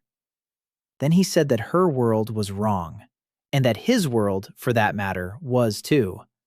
But that here, they would build a third one. She looked at him for a long time. Then, for the first time ever, she smiled. Not just the corner of her mouth, for real. The core hummed. On the 501st day, news arrived from the north. A caravan driver brought word. The Holy Curia had declared that the green spot in the Gray Wasteland was heresy, that some self-proclaimed sorcerer had desecrated the land cursed by the gods, that anyone trading with a heretic would be excommunicated, that a crusade was being prepared. Dan sat in his work chamber and listened. The caravan driver was frightened. He spoke quickly. His hands were shaking. The Curia is not House Valmore. The Curia is power, an army, gold, the faith of millions. And the word of the Curia is law in all 7 principalities. Goran was listening too. His face was grim. He said that Dan needed an army, a real one, not a militia of 15 men with copper spears. Dan replied that he didn't need an army, that he needed time. Time to dig deeper. Time to expand the city. Time to make it such that destroying it would cost more than leaving it alone. Goran asked how long. Dan replied, a year. Goran said they didn't have a year. Dan replied that then he would build faster. On the 510th day, a woman came to the city gates. alone, dressed in the traveling garb of a priestess of the Holy Curia, a white robe, dusty gray, a hood, slender arms, a calm face. She said she wanted to see the architect. Goran wouldn't let her in for 3 hours. She stood and waited. She didn't leave. She didn't get upset. She just stood there. Dan came down himself. He looked at her. She was beautiful, calm, with a habit of speaking slowly and smiling when she was actually sad. She introduced herself as Sister Yuna. She said she had fled from the archives of the Holy Curia, that she had documents, and that these documents changed everything. Dan invited her inside. Goran protested. Amber put her hand on her sword. Dan said they would let her in and that he would take responsibility.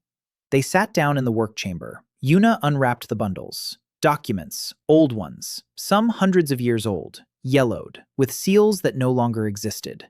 She spoke quietly and evenly.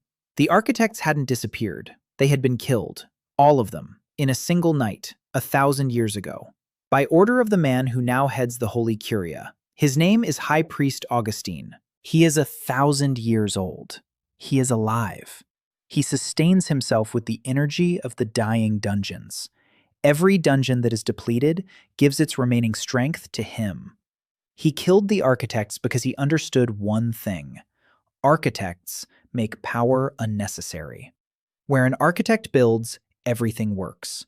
Water, food, heat, light, safety. People don't need a king if they have an architect. People don't need a god if they have a man who builds them a home. Augustine killed them all, and created the Curia, and declared that the disappearance of the architects was punishment for pride. And 1,000 years of this lie was enough, because there were no new architects. Until Dan appeared. Yuna fell silent. Dan sat motionless. Saren stood behind him. Dan could hear her breathing, rapidly. It was hard. He asked Yuna why she had come to him. She replied that she had served the Curia for 20 years. She had believed. She had prayed. She had kept the archives. And then she found these documents, and she realized that her whole life had been a lie, and that she didn't know who to pray to now. But she knew one thing, that a man who builds wells in the desert deserves the truth. Dan was silent for a long time. Then he asked if she had any proof besides the documents. She said she did. The Gray Wasteland wasn't always a wasteland. 1,000 years ago, there was a garden here, the largest on the continent, built by the first architect. Beneath that garden, 2 kilometers deep, lies the first dungeon, from which all the others emerged. Augustine destroyed the garden. He scorched the earth, turned it into a wasteland, and forbade anyone from coming here. That is precisely why criminals are exiled here, not as punishment, so that no one would dig. Dan looked down, at his feet, at the stone floor. He activated the geoscan to maximum depth, 230 meters down. Rock, limestone, clay, basalt. And at the very edge of his perception, at 230 meters, something else. Not rock, not stone. Something alive, pulsating, evenly, slowly, like the heartbeat of a sleeper. A core. Another core. Huge. Ancient. Sleeping for 1,000 years. And his own core. Small. Young. Growing straight down. Toward it. Like a root toward water. Dan closed his eyes. Opened them. Looked at Yuna. And said one word. Okay. Dan built a garden for Yuna. Not right away. First, he thought. For 3 days, he barely spoke. He walked through the levels, checked the walls, touched the stone, calculated something in his head. Saren knew these signs. He was designing. Not a room, a solution. On the 4th day, he gathered his inner circle. Saren, Goran, Amber, Layla, Nara, Yuna. 6 people at a stone table in the work chamber. He said that beneath them, 2 kilometers deep, lay the first dungeon, that its core was growing toward him, slowly. A year, maybe 2, maybe 5, but it was growing. And when it reached its full size, everything would change. He didn't know exactly how, but he knew they had to be ready. Goran asked, ready for what? Dan replied that they had to be ready for what Augustine would sense, that the 1,000-year-old man who killed all the architects will learn that beneath the wasteland he scorched, someone is building again. And he will come, not with an army, with a power to which they have no answer. Not yet. Layla asked what he was proposing. Dan replied that he was proposing 3 things. First, grow. Faster. More people, more levels, more energy for the core. Second, dig down. Every day. Every spare unit of energy toward deepening. Third, prepare the city for the fact that it will become the target not of a provincial lord, but of an entire continent. Amber asked how to prepare. Dan said, the same way you prepare a building for an earthquake. Flexibility, backup systems, alternative exits, reserves, and most importantly, self-sufficiency. The city must be able to live in isolation, without external trade, without supplies, without aid. A year, 2, as long as it takes. Saren quietly said that to do this, they'd need to double food production, triple water reserves, and start mining iron. Dan nodded. They got to work. The next 3 months were the hardest of all time.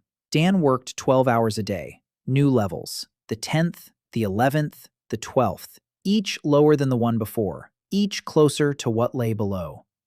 The mushroom farms tripled in size. Layla developed a fertilizer from mineral salts that increased the yield by 40%. The underground terraces for Lockroot expanded to 2,000 square meters. The mirrored wells became more complex. 3 cascades of reflectors. Light reached the 10th level. Pale, golden, but sufficient. Water supply. 52 lines. 3 independent reservoirs, 10,000 liters each. Backup wells in case the main aquifer dried up. Dan remembered how in Seoul, in the year 2000, a main water pipe burst under Gangnam. 2 million people without water for a day. He had designed an emergency system back then. Redundancy, triple redundancy, reserves. Here he was doing the same thing, only not for 2 million people, but for 800, but the principle was the same. The colony survived its first winter. Winter in the Gray Wasteland isn't about snow, it's about the wind. Constant, icy, 40 days without a break. The surface temperature dropped to -15, sand blew horizontally. It was impossible to go outside. It was warm underground, 20 degrees on the living levels. The bioengineering system maintained the temperature by circulating warm air from the smithy and mushroom farms. A closed cycle. Heat rises, cold sinks. Channels direct the flows. Physics, not magic. In the middle of winter, refugees arrived at the gates. Not 10, not 20, 200. Women, children, old people, frostbitten, hungry. They had come from the Principality of Ronald in the northeast.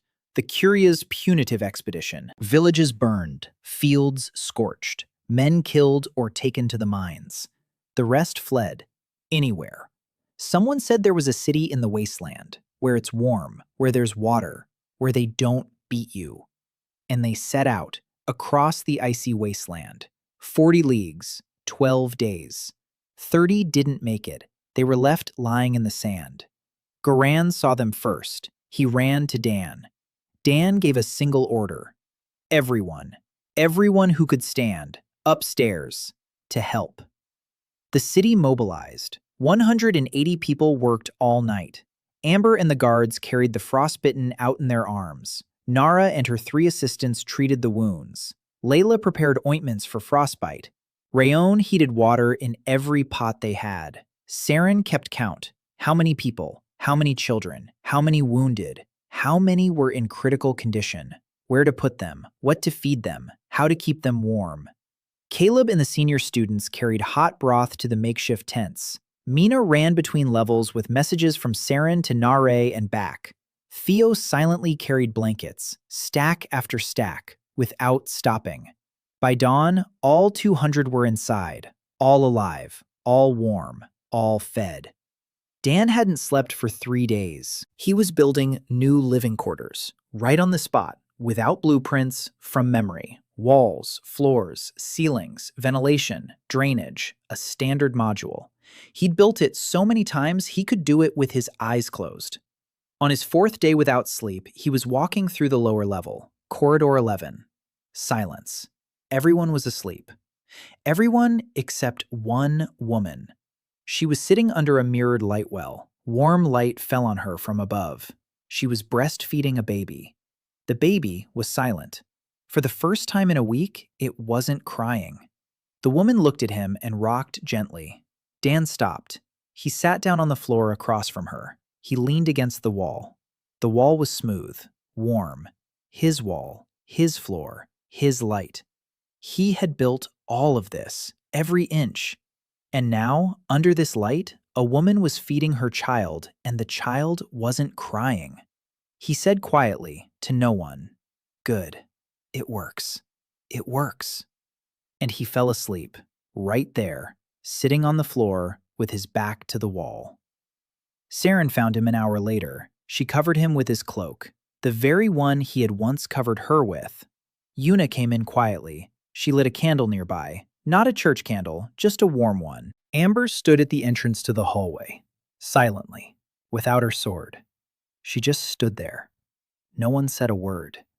Mina sat in the corner and watched Dan sleeping, at his stone-like limbs stretched out on the floor, at his calloused hands, at his face, where even in sleep, the crease between his eyebrows wouldn't smooth out.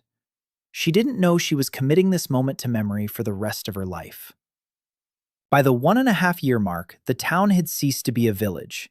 Dan hated the word town. He called it Object 1. The residents called it home. The caravanners called it an oasis. Goran called it a fortress. Saren wrote polis in her notes. Dan saw that word in her accounting records and paused. Polis, a city-state, a community of people that determines its own laws. He looked at Saren. She was looking at him, waiting for him to say it was silly. He said it was right. 4,000 inhabitants, 18 levels, 3 entrances from the surface, 27 ventilation shafts, a water supply system with 104 lines, a sewage system with 5 stages of filtration, 4 mushroom farms, 6 terraces for lock root, a smithy expanded to 4 forges, a weaving workshop with 12 looms, a pottery studio, a carpentry shop made from imported wood. Layla's lab had turned into a department with 3 assistants. The print shop ran 2 shifts. A school on 3 levels, 120 students, 8 teachers. Caleb was in charge and complained that he needed more chalk. Dan made him some chalk, from local limestone, white, smooth, doesn't crumble. Caleb took a piece of chalk and stood silently with it for 3 minutes. Then he said that in 30 years of teaching, this was the first time he'd had chalk that didn't crumble in his fingers. Nara's first aid station had grown into a 12-bed clinic. The 3 assistants had become 5. Layla supplied the medicines. Nara kept medical records for every resident, height, weight, illnesses. There were no vaccines, but Nara knew herbs that helped with fever and intestinal diseases. Mortality over 1.5 years. 4 people. 2 elderly people from old age. 1 man from injuries sustained before arrival. 1 child, an infant, didn't survive the first week. Nara cried. Dan sat next to her and said nothing. Then he stood up and built a nursery, with heated floors, with a constant temperature of 25 degrees, with 60% humidity, with crystal clear ventilation, and no drafts. They didn't lose any more babies.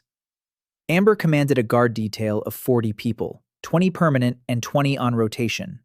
Every guard passed a fire safety exam. Every guard could swim. Every guard knew the evacuation routes. Not a single serious incident in 6 months. Amber led the night rounds personally, every night, no days off. Dan noticed.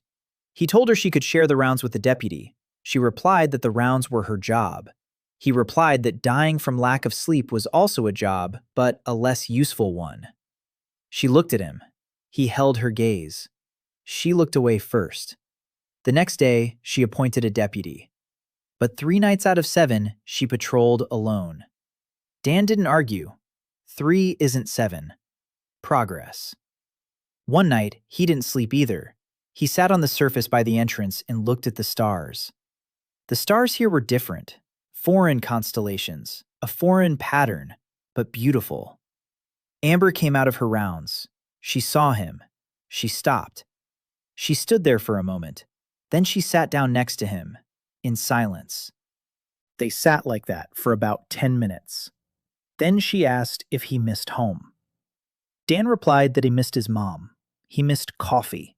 He missed the subway at 6 in the morning when the cars were still empty and the city was still asleep. She asked what a subway was. He began to explain. Underground trains, tunnels, stations, millions of people every day. She listened with her mouth agape. Then she said it sounded like a fairy tale. He smiled and said the subway wasn't a fairy tale. It was engineering, and that here he was building something pretty much the same, only without trains. For now, without trains.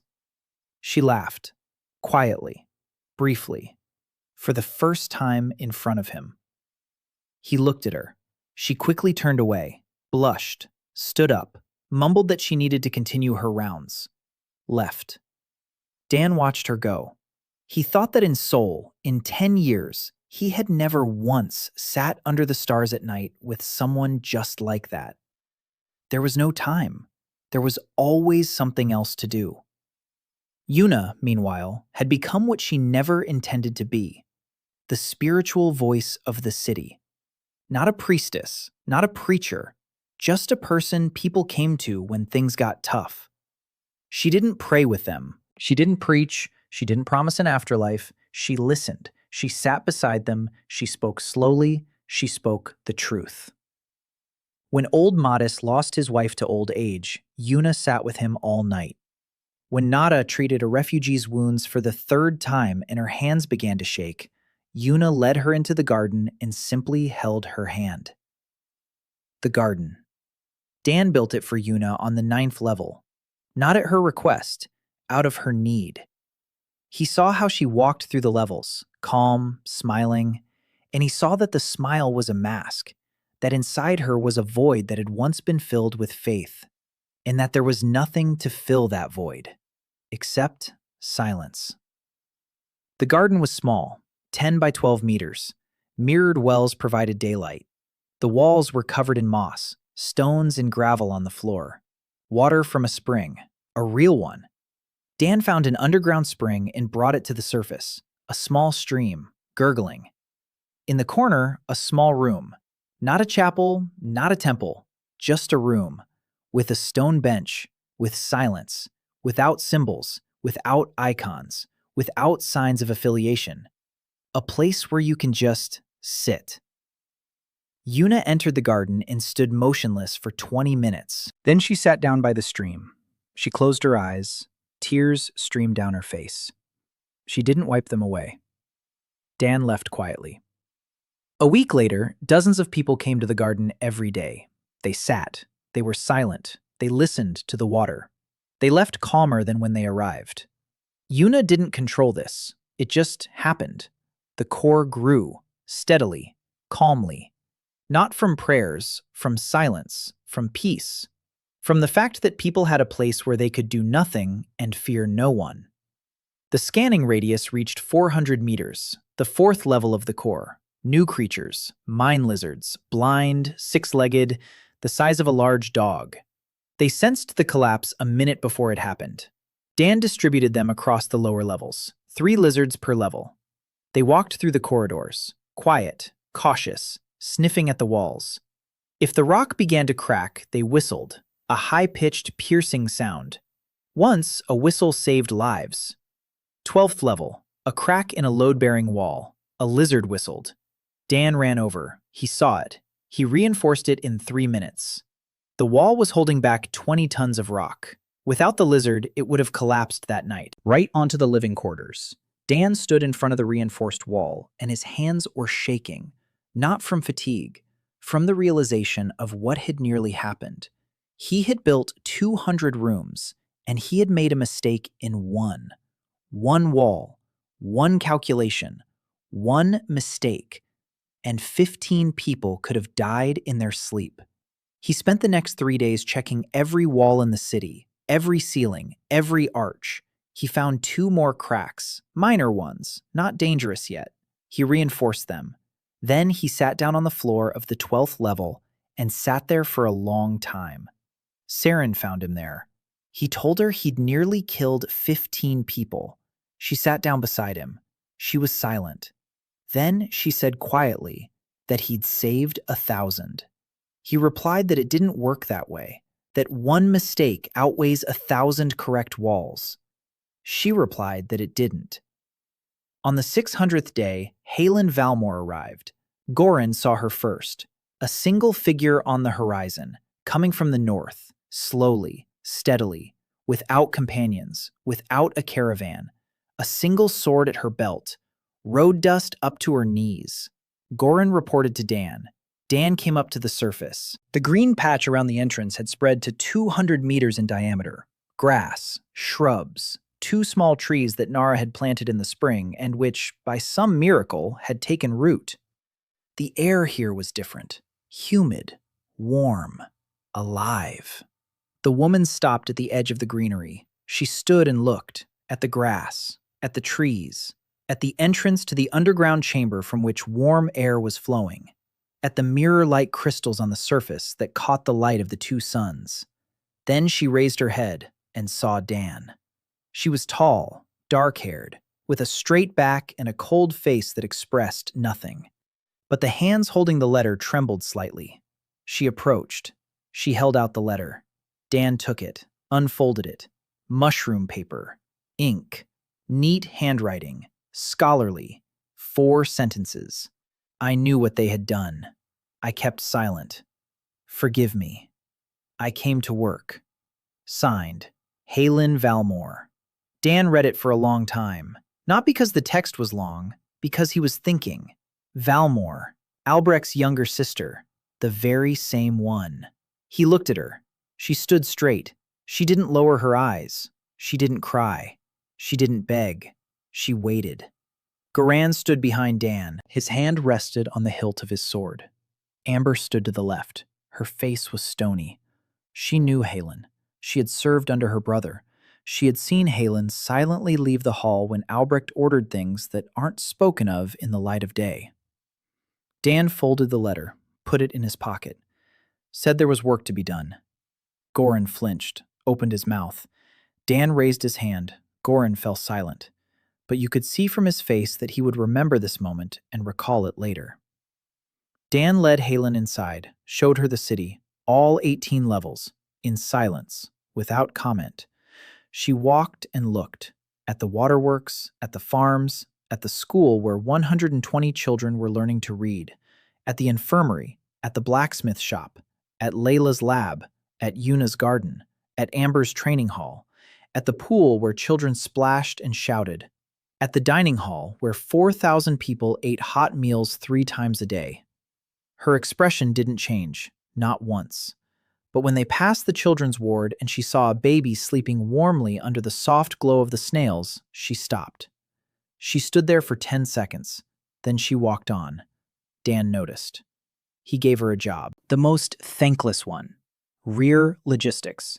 Distributing resources between levels, tracking damage, recovery from failures. When a pipe burst on the 4th level and flooded the corridor, when the mushroom farm malfunctioned and food rations were below standard for 3 days, when new residents arrived sick and the infirmary overflowed, all of it fell on her. Grunt work, work without thanks, work that no one sees when it's done well and everyone sees when it's done poorly. Halen didn't complain, not once. She worked precisely, quickly, mercilessly toward herself. She slept 4 hours a day. She ate standing up. She wore the same clothes as everyone else. Not once did she remind anyone that she was a Valmore. Not once did she ask for privileges. Not once did she raise her voice. People didn't trust her. Of course not. She was a Valmore. That was the name of the house that had left their architect to die, that branded slaves, that sent out punitive squads. She carried that name like a stone and made no attempt to cast it off. Once, a man among the new settlers spat at her feet. He said he recognized the Valmore crest, that his village had been burned by people bearing that crest. Halen stopped. She looked at him. She said she knew, that she had been in that squad, that she had stood and watched, and that she deserved that spit and 1,000 more like it. The man fell silent. He turned away. He left. Halen wiped her face and continued working. Dan found out about it from Saren. He said nothing. But a week later, he assigned Halen another portion of the responsibilities, coordinating the construction of new residential blocks. She accepted it without question. A month later, the new blocks were being built 30% faster. She was a military strategist. She thought like a commander. Resources, time, priorities, critical path. She didn't know those words, but she knew the essence. What to do first, what could wait, where to save an hour, where to spend a day to save a week. Dan had been watching her for 3 months. Then one evening, he approached her in the hallway. She was standing against the wall, checking the list of damages for the day. Her face was tired. Her eyes were red. He stopped beside her. He paused. Then he said 5 words. "You've already paid your debt. Enough." She looked up. She looked at him. Her face hadn't changed, but the hands holding the list had stopped trembling. She said quietly and evenly, "You're mistaken, but thank you." She always addressed him as you, even when they were alone, even when everyone else had long since switched to Dan. "Sir." It wasn't about keeping her distance. Dan didn't realize it right away, but he did. It was a form of respect so deep that she didn't need informal forms of address. Months passed. The city grew. 5,000, 6,000. The core reached level 5, a scanning radius of 600 meters. But the creatures, blind fish to test water quality. Dan released them into every tank. If the water went bad, the fish would float to the surface, a living indicator. By this time, Mina had become Dan's unofficial assistant, 16 years old, skinny, quick, with a memory that made even experienced builders shudder. She remembered every blueprint she'd ever seen, every single one. Once, Dan lost the ventilation diagram for the 13th level. Mina drew it from memory, with exact dimensions, with every bend, with every valve. Dan checked it against the scan. 3 errors. Out of 400 elements. 3. He showed her the errors. She nodded, memorized them, never repeated them. He built her a workshop, a small one, 4 by 3 meters, on the 14th level, next to his work chamber. A stone table, tools, a lamp, and a sign above the door. Mina Park Workshop. She stood in front of the sign and her lips trembled. She asked what she should do. He replied, "Do whatever you want. If you break it, we'll fix it." She went in, closed the door, and an hour later she came out with a blueprint for a new type of mirror well, 12% more efficient than his own. Dan looked at the drawing. He looked at her. He built it according to her drawing that very day. The well worked. Mina stood in the new light and squinted at the sun she herself had brought here. At that moment, Dan realized that in 10 years, she would be building better than him. On the 720th day, the Holy Curia finally moved its army. Not a detachment, an army. 5,000 soldiers, 200 knights, 30 siege engines, a supply train of 2,000 wagons, led by Cardinal Terence, Augustine's right-hand man. The caravan drivers brought the news in 3 weeks. That was enough. Dan didn't panic. He planned. Halen knew the Curia's army, knew its tactics, its commanders, its weaknesses. She spent 4 days with Dan, 4 days without sleep. Maps, diagrams, calculations. She spoke, he sketched. The Curia's army is heavy, slow, accustomed to fighting on the plains. In the desert, it will lose half its horses in a week. Siege engines are useless against the entrance to the dungeon. There's nothing to besiege, no walls, no gates, just a hole in the rock. and 1,000 tons of rock that can seal that hole in 10 seconds. But there's a problem: water. The army will have a 10-day supply, then they'll start dying. And the cardinal knows that, so he'll move fast. He'll storm it right away. No negotiations, no pauses, while there's still water. Dan listened. He thought. Then he said he wasn't going to defend himself. Halen looked at him. Goran looked at him. Amber looked at him. Saren raised an eyebrow. Dan repeated himself. He wasn't going to defend himself. He was going to remove the reason for the attack. For the next 3 weeks, the city worked. Everyone, every single person. Dan was building. Not walls, not traps, not weapons. He was building a road, an underground one, from Polis to the north, 12 kilometers through bedrock. A tunnel, 3 meters wide, 2.5 meters high.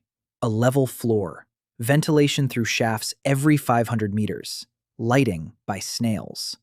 There wasn't enough core energy, catastrophically so. He used it all up, down to 0, waited an hour, used it all up again.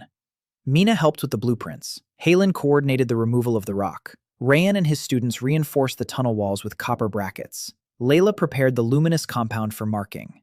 12 kilometers in 3 weeks. It was impossible. He did it.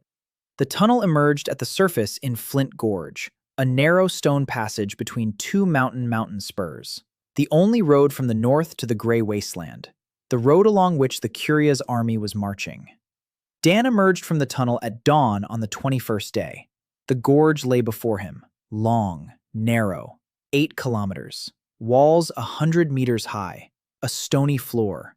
The army would pass through here in 2 days. He stood and looked. Then he began to scan. The rock in the gorge's walls was old, limestone, soft, porous. Beneath it, a layer of clay. Beneath the clay, an aquifer, the very same one that fed his city. It stretched for dozens of kilometers, and the rock of the gorge's walls was full of karst voids, natural cavities, some of them enormous. Dan drew for a full day, without a break. The most complex project of his life, more complex than the Khanum station, more complex than the bunker under Busan, more complex than anything he had done in his past and present life. He wasn't building a trap. He was building a collapse.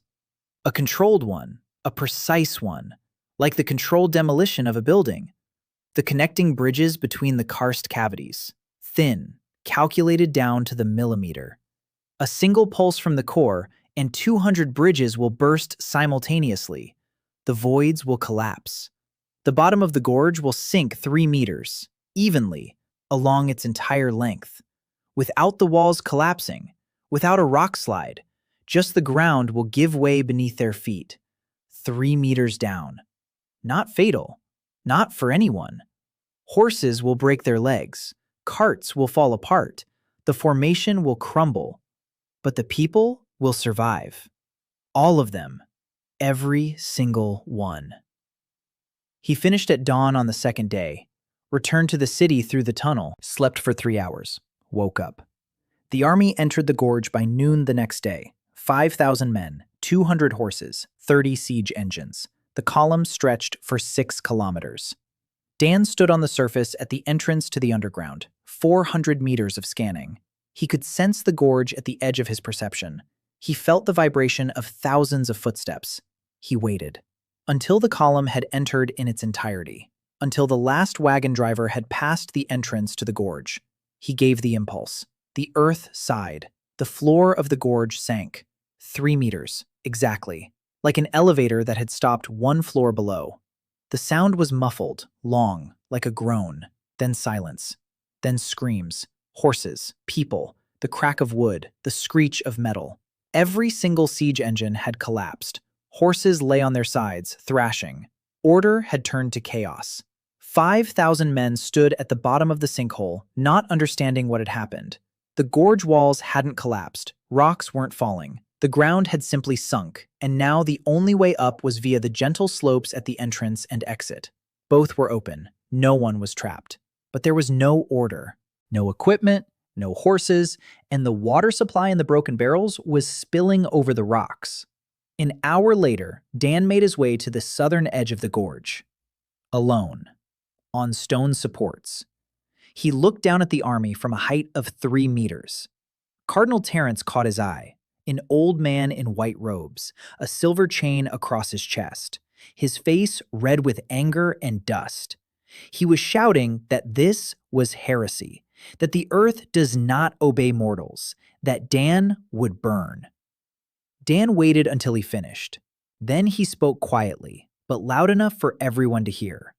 He said there were 3 exits from the gorge: north, south, and one new one. He pointed to the entrance of the tunnel that led straight to his city. He said that anyone who wanted to go home could go north. Anyone who wants to fight can try to go through the tunnel. But the tunnel is dark and cramped, and at the end of it, waiting for them, are not swords, but 4,000 people with blankets and hot soup. And anyone who is tired of fighting for people who feed him once a day and pay him a quarter of what he's owed can stay. They'll give him a room with a warm floor. Silence. 5,000 people looked up at him. Then one soldier took off his helmet, threw it on the ground, walked toward the tunnel. Behind him, a second, a third, the 10th, the 100th.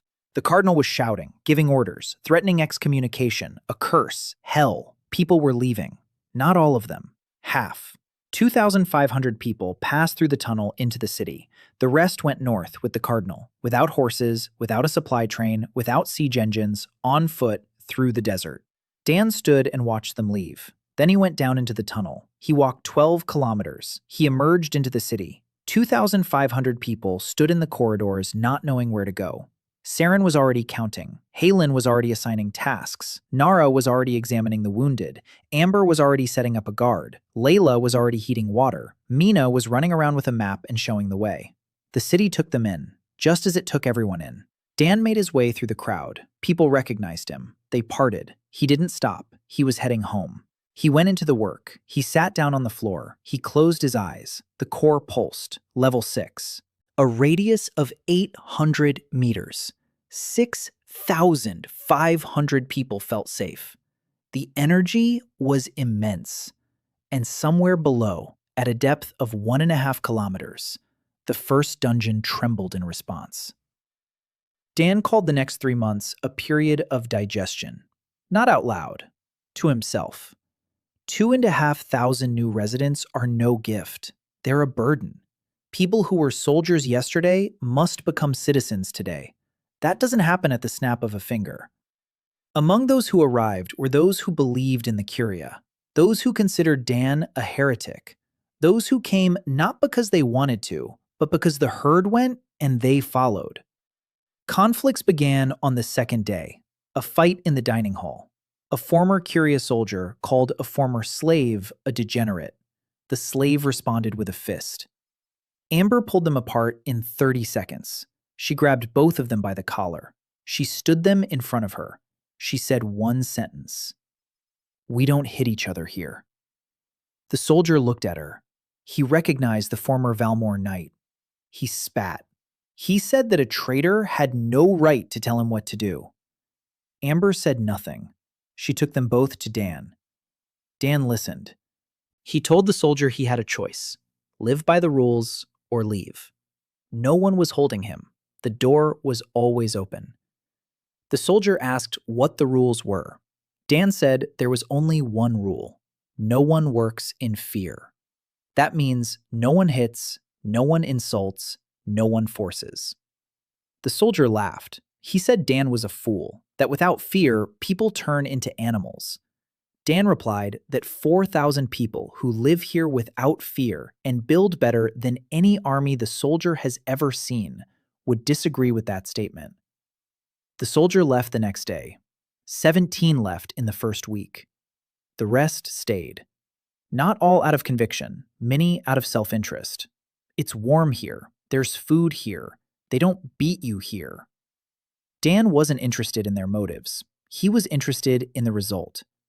Halen took charge of the integration. She knew the military. She knew how they thought. She knew what they needed: structure, schedule, task. She gave them all 3.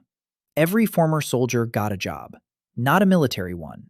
Construction work, expanding the lower levels, reinforcing the tunnel, laying new water lines, hard physical labor, familiar, understandable. They were soldiers, accustomed to following orders. Halen gave orders, only now the orders were not to kill, but to build. After a month, the fighting stopped. After 2 months, the former soldiers sat in the dining hall next to the former slaves. Not friends, but neighbors. People who ate from the same pot and built the same walls. That was enough. The city grew downward. The 20th level, 22nd, 25th, each level closer to the first dungeon. Dan felt it constantly, a pulsation, steady, calm. His core stretched downward like a route toward water. The distance was shrinking. 1 kilometer, 800 meters, 600. One night, he woke up to the core humming, not like usual, louder, deeper. He went down to the 25th level, the lowest one, got down on his knees, placed his palms on the floor, and felt the response. From below, from the depths, a pulsation, slow, ancient, millennia old. The first underground knew he was here, knew and waited. He sat on the floor and breathed, quietly, evenly, and thought about the power sleeping beneath him, a power that 1,000 years ago had nourished an entire continent, and that the man who had put it to sleep was now sitting in the capital of the Curia and feeling the same thing Dan felt. Only Augustine felt fear, and Dan felt hope. Layla had finished the second volume, 400 pages, Practical Alchemy Without Crystals, a complete reference guide. 1,000 recipes, a print run of 500 copies. Caravanners spread them throughout the eastern coast. The price of a single book on the black market reached the value of a war horse. The Alchemist Guild announced a bounty on Layla's head, 10,000 gold pieces. Layla found out and laughed. She said her head was worth more. Dan didn't laugh. He beefed up security at the lab. Amber assigned 2 guards to escort her constantly. Layla was indignant. She said she wasn't a crystal vase. Dan replied that she wasn't a vase. She was a printing press, and printing presses need protection more than vases do. She fell silent. Then she smiled wryly and said it was the strangest compliment anyone had ever paid her.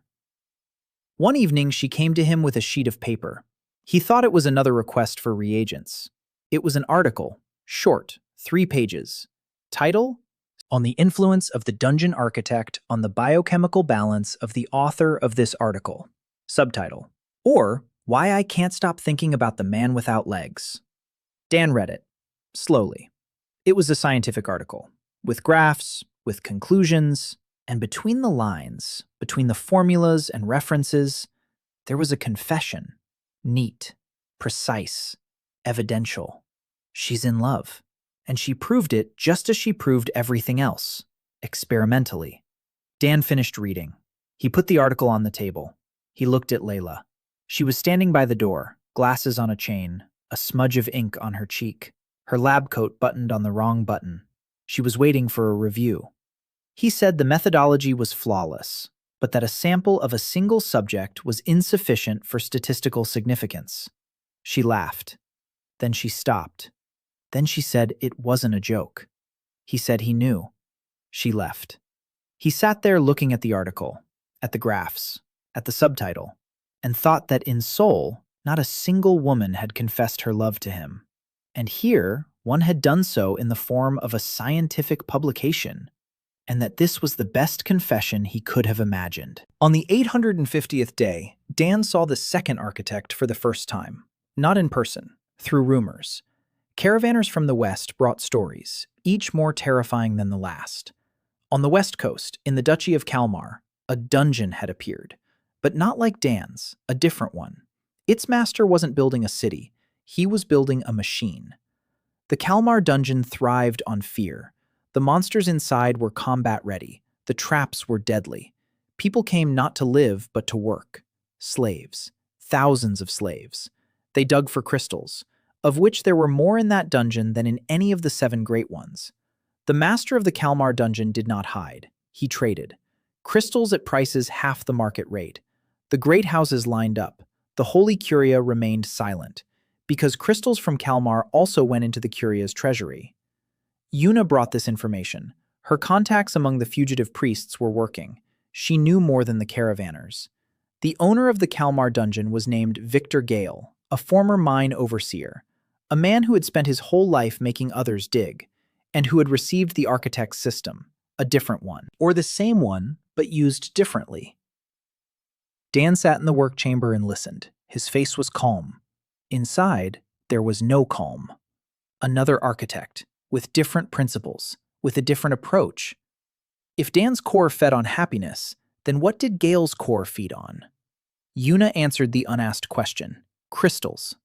Gale didn't use emotions. He found a way to feed the core directly, with crystals from the dying dungeons, the very ones that had sustained Augustine for 1,000 years. Dan understood. Gale and Augustine, not enemies, partners.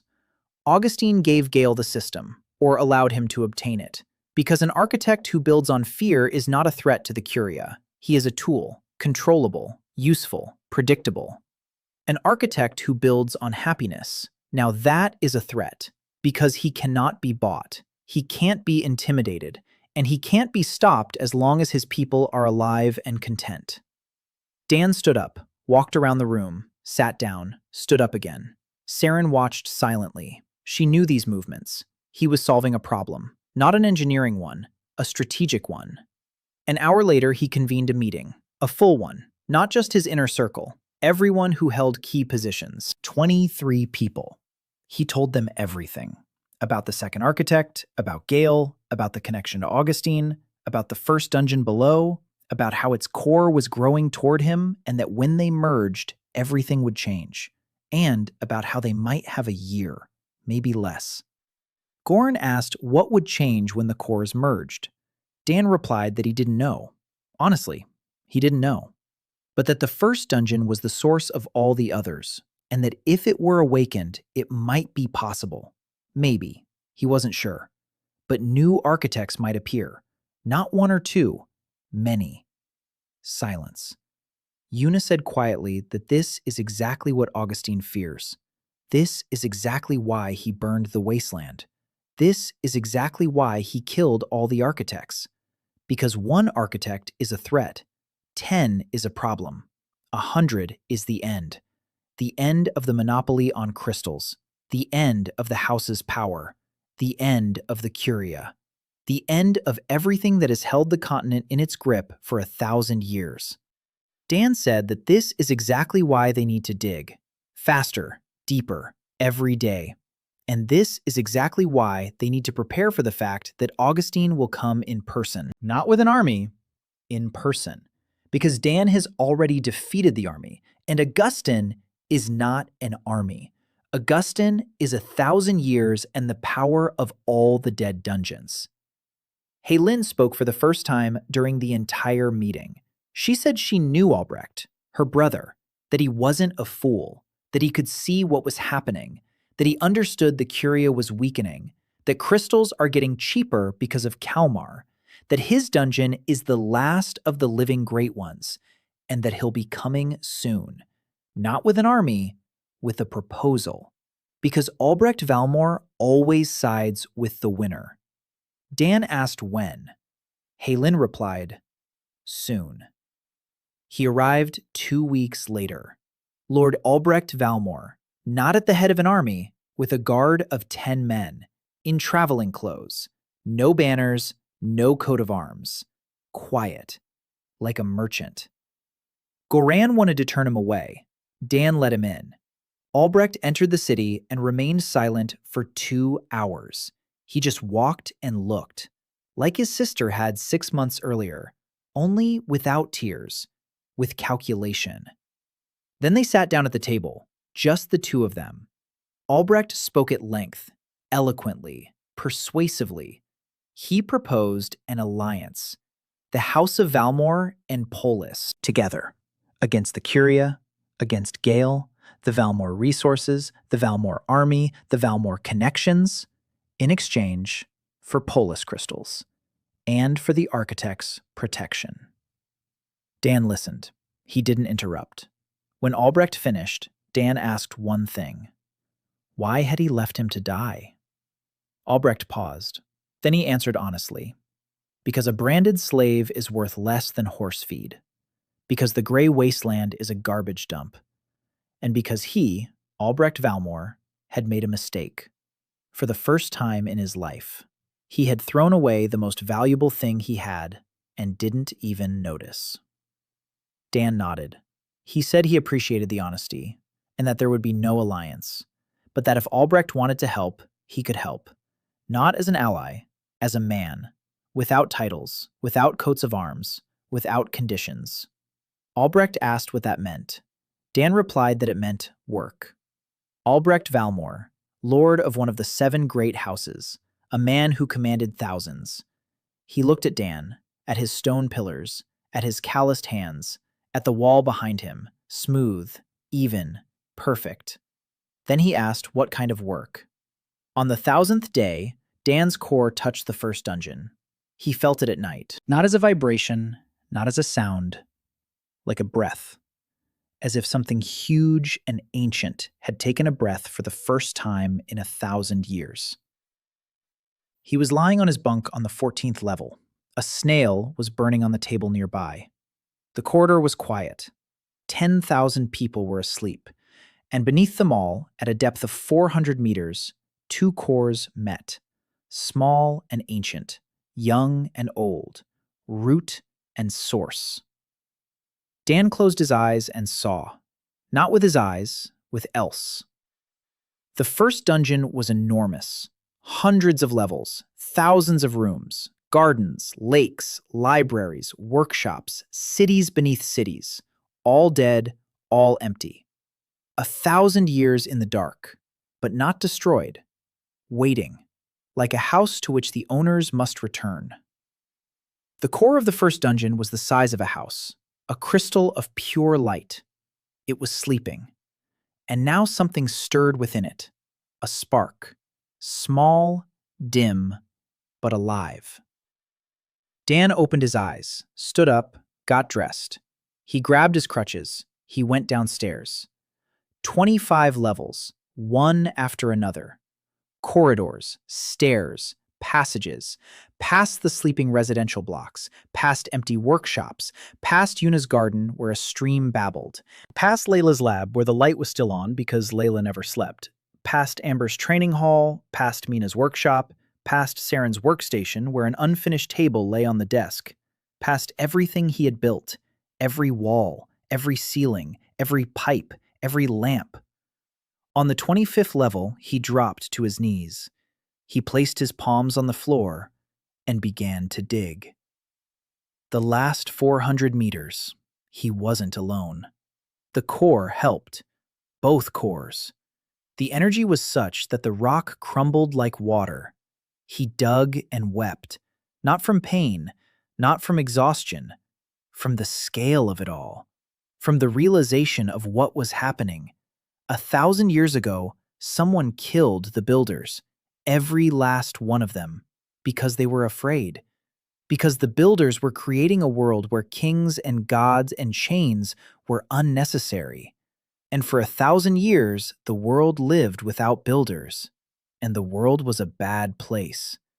And now a single man with broken legs is digging downward because down below lies what can fix everything.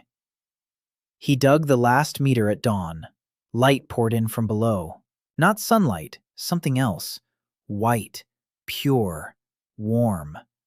The light of the first dungeon. The core had awakened. Dan stood at the edge of the shaft and looked down. Light filled the shaft to the brim. It rose up the walls. It flowed through the corridors, like water, like milk, like dawn. He reached the first level in minutes. He emerged onto the surface, and the wasteland saw. The green patch that had been 200 meters became a kilometer, then 2. Grass was pushing through the stone, not slowly, quickly, as if the seeds had been waiting 1,000 years. Flowers appeared on the surface, white, small, thousands, tens of thousands.